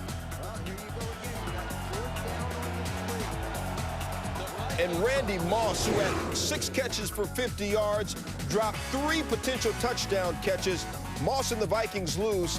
Seahawks win their first game of the year. Sean Alexander, the truth, 5 touchdowns, had 139 yards rushing. As I said, he loves Sunday night. After the game, Sean ran up to our Susie Culber and said, Suze, I just had 5 touchdowns. You got to throw the microphone in my face. Stuart, I don't know what it is about Sean Alexander and Sunday Night Football. What is it about prime time? I'm truly blessed. I have no idea. God says, I'm going to let you shine on TV, so hopefully he keeps it up. I must have been doing stuff right.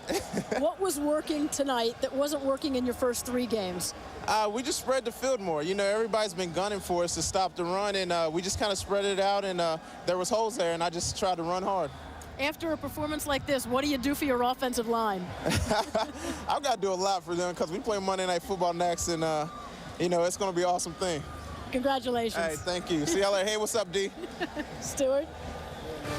Thanks, Suze. Thanks, Sean. Remember, Alexander did lead the AFC with 16 total touchdowns last season, dating back to 1965, which was Gale Sayers' rookie year. The list of players to score 5 touchdowns in 1 game reads Paul Hornung, Kellen Winslow, Jerry Rice, James Stewart, and now Alexander. Remember, Sayers tied the NFL record his rookie year in '65 with 6 touchdowns in a game. Winless Rams hosting Dallas. Marshall Faulk. With the dizzying camera is touchdown #2. Alexander here on the screen. Goes 80 yards for the TD. On the day, 24 carries, 139 yards. There's another touchdown run, and 1 more. You know what? All of those took place in the first half. 5 TDs in the first half. That is a record as the Seahawks win this one big time. We got the insists he is clean, but a small amount of marijuana was found in his car after his arrest. If the latest tests come up positive, Moss would be suspended for 4 games, and he would have lied to his coach, which is not good. Undefeated Saints visiting the winless 4 now, and it's bad news for St. Louis. Since 1970's merger, only one of 91 teams who started 0-4 prior to this year reached the playoffs. Which team was it? The Chargers, the Cowboys, the Dolphins, or the Redskins? Get 75